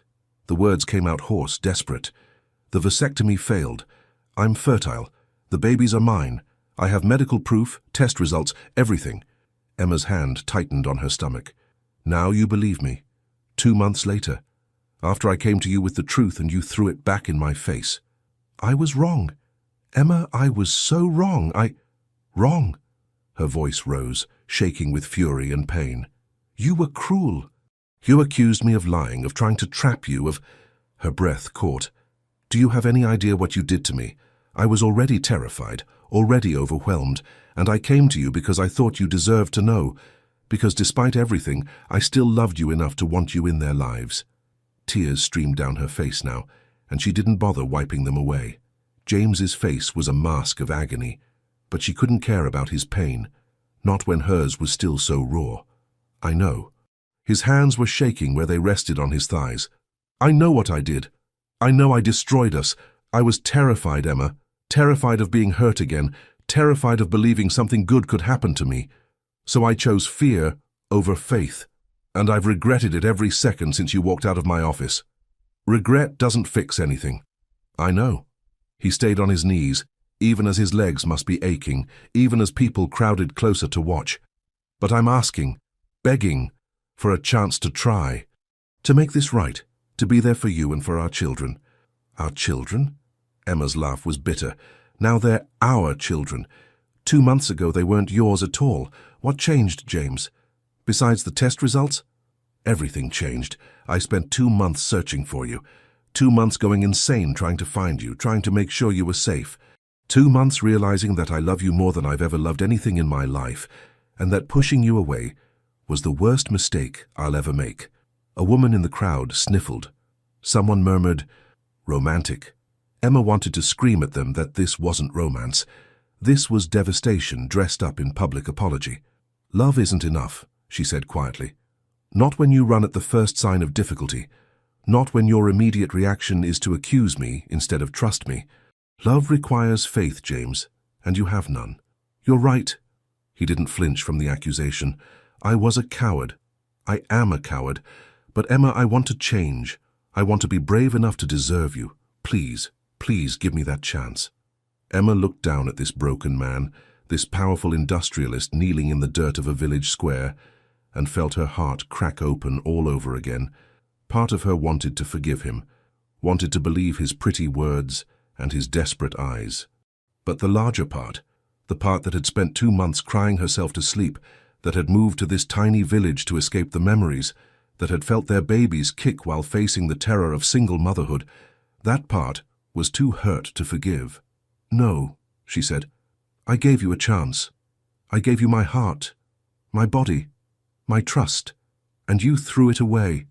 You don't get another one." She saw something die in his eyes, but he didn't stand, didn't leave. "I'm not going anywhere," he said quietly. "If you won't let me help, I'll respect that. But I'm not leaving you to do this alone. I'm not abandoning my children, even if you've abandoned me. You don't have a right to—" "I have every right." His voice was firm now, not harsh but absolute. "Those are my children, my responsibility. And whether you like it or not, I'm going to be part of their lives. You don't have to forgive me. You don't have to love me. But you can't stop me from being their father." Emma stared at him, fury and fear warring inside her. "So what? You're going to stalk me? Follow me around?" "No, I'm going to support you. From whatever distance you're comfortable with. If you need groceries, I'll have them delivered. If you need anything for the babies, just tell me. If you need space, I'll give it, but I will not disappear, not this time." He finally stood, and Emma had to tilt her head back to meet his eyes. They were close enough that she could see the exhaustion etched into every line of his face, could see the desperate love and regret churning in those grey depths. "I love you, Emma Davis," he said, loud enough that everyone in the square could hear. "I love you and I love our children, and I will spend the rest of my life proving that to you, whether you ever forgive me or not." With that, he turned and walked away, leaving Emma standing there with her hand on her pregnant belly and her heart in pieces all over again. True to his word, James didn't disappear.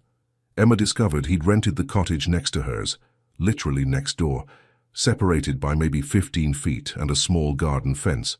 She'd stormed over to confront him the day she found out, found him directing movers with furniture. "You can't do this," she said, fury making her voice shake. "I can and I am." His voice was calm but unyielding. "I'm not breaking any laws. I'm not harassing you. I'm simply living nearby so I can be available if you need anything." "I don't need anything from you. Then you won't notice I'm here." But she did notice. God, how she noticed. Groceries appeared on her doorstep, not delivered by stores, but clearly selected by someone who knew she was pregnant and what she might need. Fresh fruit, vegetables, prenatal vitamins, foods rich in iron and calcium.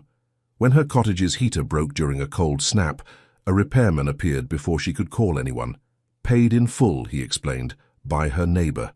When she struggled to reach something on a high shelf in the village shop, James was suddenly there, retrieving it without a word before disappearing again. He never pushed, never demanded her time or attention, just existed nearby, available, steady, infuriatingly present. Emma hated it, hated how aware she was of him, hated how her treacherous heart leapt every time she caught a glimpse of him through her window, hated how safe she felt knowing he was close, even though she was supposed to hate him. 2 weeks after he'd moved in, Emma was carrying groceries from her car. Too many bags, too heavy, but she was stubborn and refused to make multiple trips. She was halfway to her door when one of the bags tore, spilling cans across the driveway. "Damn it," she muttered, trying to bend down with her enormous belly in the way. James was there before she could even fully squat, gathering the scattered items, replacing them in a new bag he'd apparently grabbed from his own cottage. "I can do it myself," she said automatically. "I know." He handed her the repaired bag, then picked up the others without asking permission. "But you don't have to." He carried them to her door, set them down gently, and turned to leave. "James." The word escaped before she could stop it. He turned, hope flaring in his eyes. "Yes? Why are you really doing this?" Her voice was tired, stripped of anger. "Why not just move on? Find someone easier?" He studied her for a long moment, and the naked honesty in his expression made her chest ache. "Because you're not something to move on from," he said quietly. "You're everything I ever wanted, and was too afraid to keep. And those babies in there?" He nodded toward her stomach. "They're a miracle I never thought I'd have. So no, Emma, I'm not moving on, I'm moving forward. With or without your forgiveness, I'm going to be the father they deserve, and the man you needed me to be." He left before she could respond. Emma stood on her doorstep, one hand on her aching belly, and felt her certainty start to crack. Actions, Gran used to say. Judge people by their actions, not their words. And James's actions, for 2 solid weeks now, had been nothing but supportive. Respectful, patient, present. But was it enough? Could actions erase the devastation of his words? Could time heal the wound he'd carved into her heart? Inside her, the babies kicked, both of them, as though reminding her they had a stake in this too. They deserved a father. And despite everything, James was trying to be one. Emma touched her stomach, feeling the movement of the 2 tiny lives she carried, lives created in love, even if that love had shattered. "What do I do?" she whispered to them. "How do I forgive someone who hurt me this badly?" The babies kicked again, and Emma closed her eyes, knowing the answer wasn't simple, but knowing, too, that somewhere deep inside, beneath the hurt and anger, she still loved James Mitchell. And that love, that stubborn, resilient, infuriating love, was the most terrifying thing of all. It happened at 2 in the morning. Emma woke to pain, sharp, insistent, wrong. Her hand flew to her stomach, finding it hard as stone, a contraction, but it was too early. She was only 34 weeks. The babies weren't supposed to come yet. "No," she whispered into the darkness. "Please, not yet. Not now." Another contraction hit, stronger this time, stealing her breath. Emma reached for her phone, but her hands were shaking so badly she dropped it. It clattered to the floor, the screen cracking, going dark. Panic seized her throat. She was alone, in a village where she barely knew anyone, miles from the nearest hospital, and her babies, her precious babies, were coming too early. Emma tried to stand, but another contraction doubled her over. She cried out, the sound echoing in her empty cottage. Pain and fear warred inside her, making it impossible to think, to plan, to...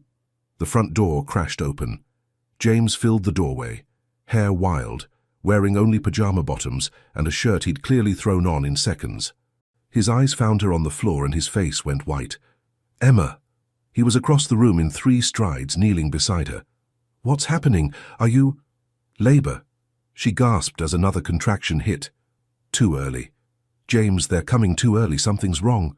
"Look at me." His hands framed her face, steady despite the fear she could see in his eyes. "Look at me, Emma. You're going to be fine. The babies are going to be fine. But we need to get you to hospital. Right now." He didn't wait for permission. He scooped her into his arms, all of her, pregnant belly and all, and carried her toward the door like she weighed nothing. "My bag..." Emma tried to think through the pain. "I need my hospital bag, my phone." "I'll handle it." He settled her carefully into the passenger seat of his car, a Range Rover she hadn't seen before, clearly chosen for safety. Just breathe. Focus on breathing. He was back in seconds with her bag, a blanket, his own phone. Then they were moving, the engine roaring to life, gravel spraying as he accelerated down the narrow village lane. Emma gripped the door handle, another contraction making her cry out. James's hand found hers, lacing their fingers together. "Squeeze as hard as you need," he said, his voice tight but controlled. "I've got you." "I'm scared." The admission came out broken, vulnerable. "James, I'm so scared." "I know, but you're the strongest person I know." He squeezed her hand. his eyes never leaving the road even as he drove faster than was safe. "You've survived everything life's thrown at you. You'll survive this, and I'll be right there with you." The drive to the private hospital in Chester took 25 minutes that felt like hours. James called ahead, somehow managing to drive and arrange everything with one hand while holding Emma's with the other. By the time they arrived, a team was waiting. "I'm the father," James announced to the nurses, his voice brooking no argument. "I'm staying with her. Do whatever you need to do. But I'm not leaving." Emma wanted to argue, wanted to remind him he'd given up that right when he'd called her a liar. But another contraction hit, and suddenly his hand in hers was the only solid thing in a world of pain and fear. They wheeled her into a delivery room. Nurses hooked up monitors, checked her dilation, conferred in urgent whispers that made Emma's heart race faster. "The babies are in distress," one doctor explained, her face serious. "We need to deliver soon. You're at 34 weeks, which means they'll need NICU care, but the survival rate at this stage is very high."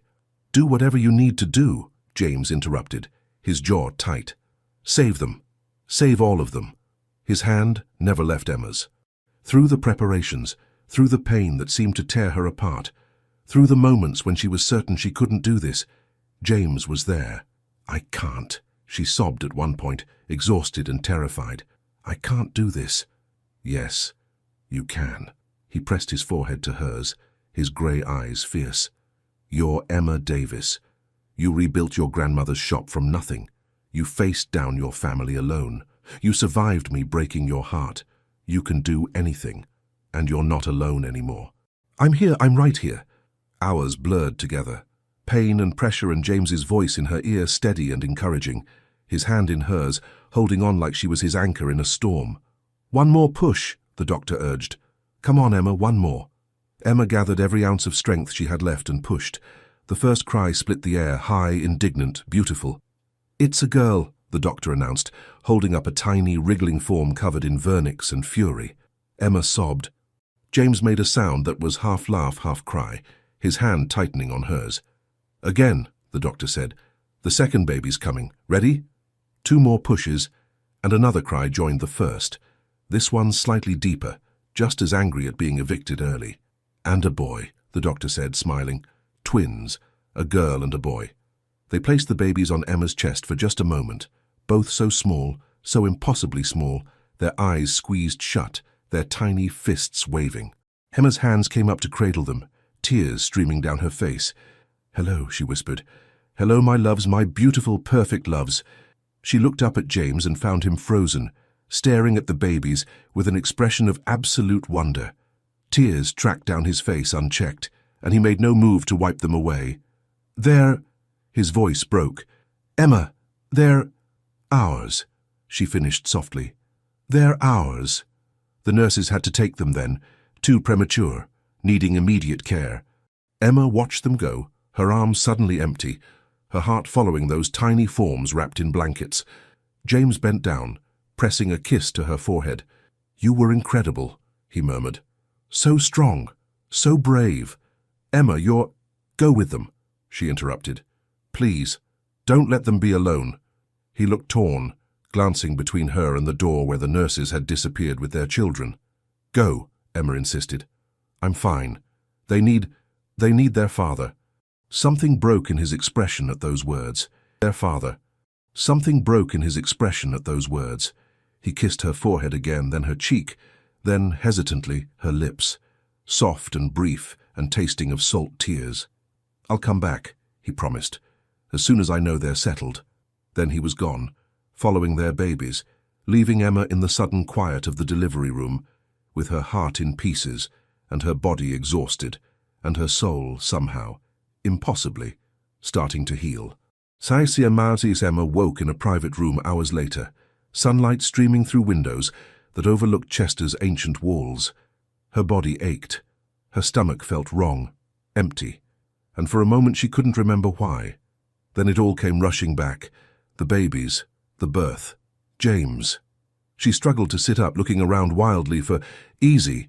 James appeared at her bedside, looking utterly exhausted and impossibly happy. "Don't move too fast. You need rest." "The babies are perfect." His smile was tremulous. Small, but perfect, breathing on their own. The doctors say they're doing remarkably well for 34 weeks. They'll need to stay in NICU for a few weeks, but Emma, they're perfect. Relief flooded through her so intensely she felt lightheaded. Can I see them? Soon. They want you to recover a bit more first. But I took pictures. He pulled out his phone with shaking hands, brought up a photo. 2 tiny babies side by side in an incubator, so small they looked like dolls, wearing little knit caps, one pink, one blue, their eyes closed, their hands curled into fists. Emma's vision blurred with tears. They're beautiful. They have your nose, James said softly, sitting on the edge of her bed. And I think the boy has your eyes. They're... Emma. They're everything. She looked up at him. Really looked. He was still wearing the rumpled clothes from last night, his hair standing on end, his eyes red-rimmed. But there was something different about him, something open, raw, real. You stayed, she said quietly. Of course I stayed. He took her hand carefully. I told you, I'm not going anywhere. Not from you, not from them. Never again. Emma wanted to pull away, wanted to maintain the walls she'd built so carefully. But lying in this hospital bed, her body aching from delivering their children, those walls felt insubstantial, pointless. I'm still angry with you, she admitted. I know. I don't know if I can forgive you. I know that too. His thumb stroked across her knuckles. But I'm asking for the chance to try. Not for me. For them. They deserve parents who can at least be civil to each other. Who can work together. Who can... I don't want civil. The words escaped before she could stop them. If we're going to do this, I don't want civil co-parenting and scheduled visits and polite conversations. Our children deserve better than that. James went very still. What are you saying? I'm saying... Emma took a shaky breath. I'm saying that you were right. Love requires courage and faith, and I've been as much a coward as you, hiding behind my hurt instead of fighting for what could be. Emma, I love you. The confession felt like jumping off a cliff. I never stopped loving you even when I hated you, and our children, her voice broke, they deserve a father, not a stranger who visits on weekends, a real father who's there every day. I want that. James's voice was hoarse. God, Emma, I want that more than anything. But I need you to be sure. I can't. If you change your mind later, if you decide you can't forgive me, then we'll deal with it together. She squeezed his hand.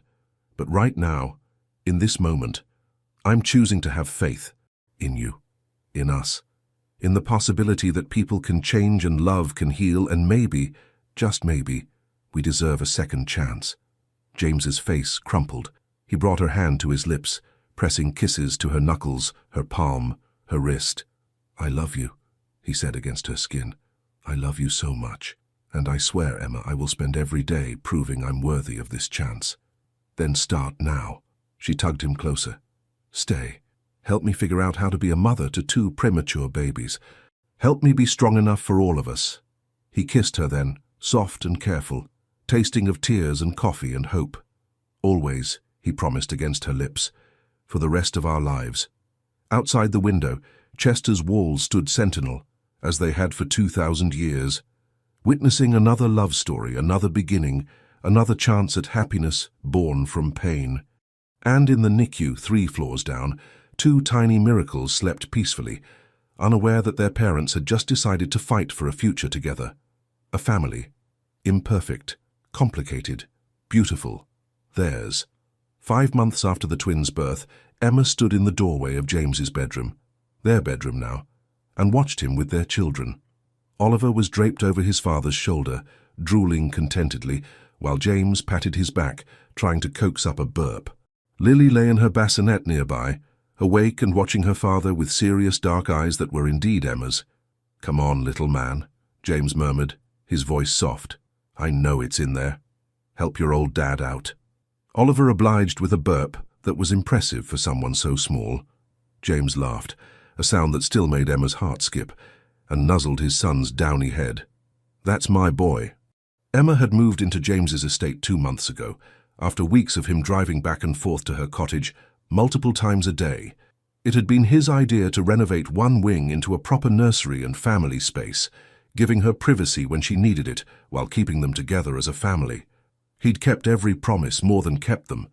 James had learned to change diapers, prepare bottles, handle 2 screaming infants at 3 in the morning with patience Emma hadn't known he possessed.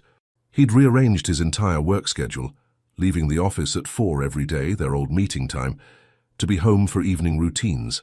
He'd bought books on infant development and read them cover to cover, had learned to swaddle, to soothe, to recognize the difference between hungry cries and tired cries. And through it all he'd been patient with Emma, giving her space when she needed it, support when she asked, and love. Constant, steady, unwavering love, every single day. "You're staring," James said without turning around, a smile in his voice. "I'm admiring." Emma moved into the room, running her hand down his back. "You're getting good at this. I have an excellent teacher."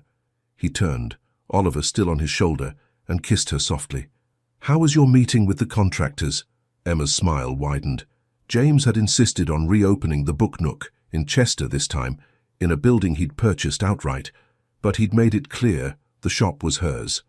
He was just providing the space and the capital, the vision, the heart, the soul of it. That was all Emma. "They start next week. The space is perfect, James. Perfect. Good." He shifted Oliver to his other shoulder. "Because your grandmother's legacy deserves to live on, and because—" His voice softened. "I want our children to grow up running between bookshelves the way you did. I want them to understand the magic of what you built." Emma's eyes burned with happy tears. "I love you. I love you too." He said it easily now, without fear, without hesitation, every day, more every day. And the dinner party had been Claire's idea, a family gathering to properly meet the twins and put the past behind us. Emma had been reluctant, but James had insisted they go together. "You don't face your family alone anymore," he'd said firmly. "Never again." Now sitting in Claire's pristine dining room with Oliver in her arms and Lily in James's, Emma watched her sister's smile grow increasingly strained as James commanded the entire room's attention. "The twins are lovely," Claire said, her tone suggesting they were anything but. "Though having 2 at once must be exhausting. Worth every sleepless night," James said before Emma could respond. "They're extraordinary, just like their mother." Marcus tried to redirect the conversation to business, asking James about a merger. But James barely engaged, too focused on adjusting Lily's blanket, making faces that made her wave her tiny fists. "You know," Claire said over dessert, her wine glass perhaps a bit too full, "it's admirable, James, how you've stepped up. Not every man would, given the circumstances." The table went quiet. Emma felt ice crystallize in her veins. "What circumstances would those be, Claire?" James's voice was dangerously soft. "Well, you know, the surprise of it all, the timing." Claire's smile was sharp. "Some men might have questioned things." James set down his fork with deliberate precision. When he spoke, his voice carried absolute authority. "Let me be very clear about something. These are my children. I never questioned that for a moment that mattered. A lie, but one that protected Emma. And Emma," he turned to look at her, and the love in his eyes made her chest ache, "is the strongest, most remarkable woman I've ever known. She carried our children, gave birth 5 weeks early, and has been an incredible mother. If you're implying anything less than that, we're done here." Claire's face flushed red. "I didn't mean—" "Yes, you did." James stood, helping Emma to her feet with gentle hands. "You've spent years making your sister feel inferior, making her feel like she wasn't enough.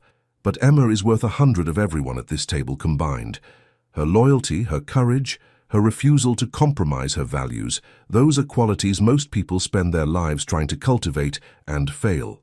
He'd said something similar once before at another disastrous dinner, but this time Emma stood beside him, equal, united.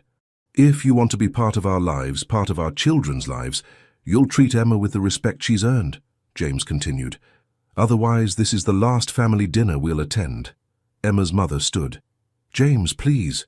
Claire didn't mean—" "Yes, she did," Emma said quietly, finding her voice.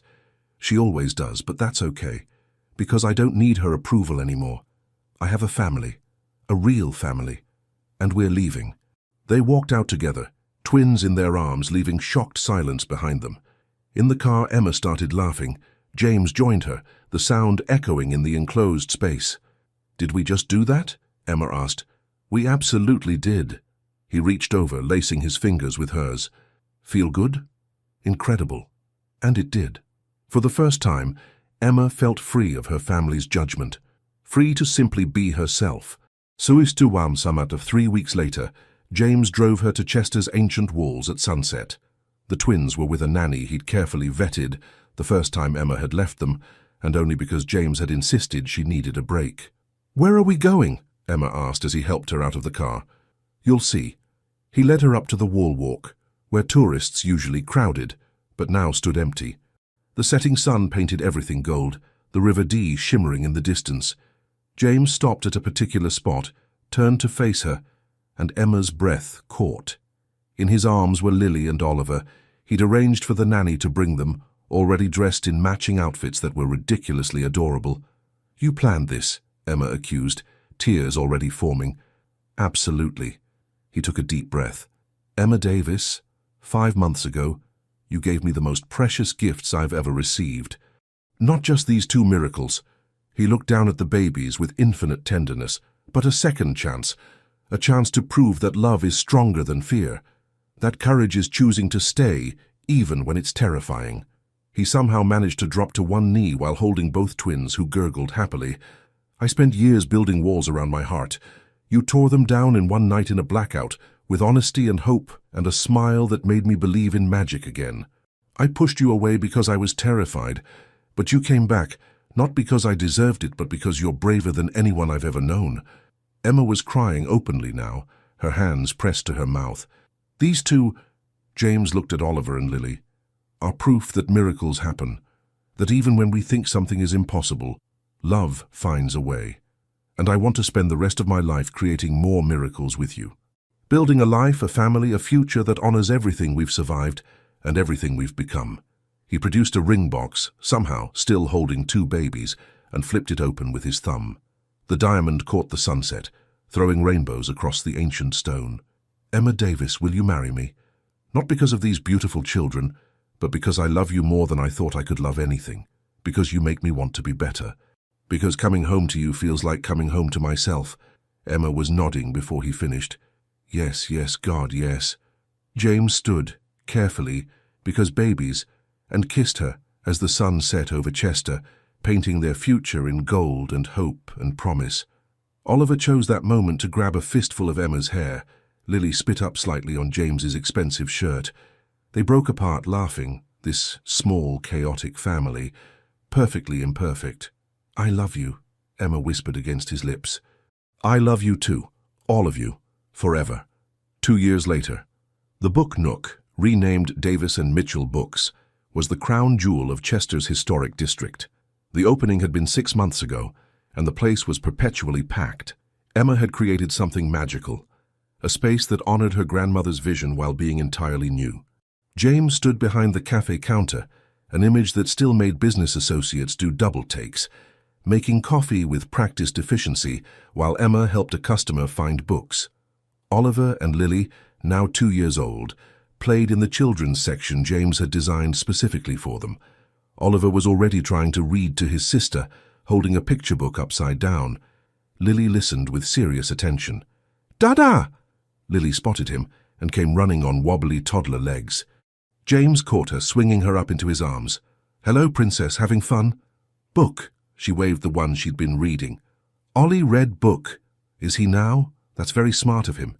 Emma appeared, Oliver on her hip, and James's heart did what it always did when he saw her, expanded to fill his entire chest. She wore a simple dress, her hair down, a smudge of dust on her cheek from organizing shelves. She was perfect. "You're staring again," she teased, echoing words from years ago. "Still admiring," he countered, pulling her close with his free arm. The twins squirmed between them, giggling. A customer approached, clearly wanting service but pausing at the sight. The powerful James Mitchell, CEO of Mitchell Agro Industries, holding a toddler while covered in sticky fingerprints, kissing his wife while their son tried to eat his father's watch. "Perfect family," the elderly woman observed with a warm smile. James looked at Emma, at Oliver, at Lily, at this bookshop that held his wife's dreams, and their history and their future. Yes, he agreed, perfect, because it was. Not flawless. They still had moments of doubt, still carried scars from their past. But they'd chosen each other, every day. Through fear and joy and midnight feedings and moments of pure magic, they'd built something beautiful from broken pieces, a family, a love story, a life, and it was perfect precisely because it was theirs.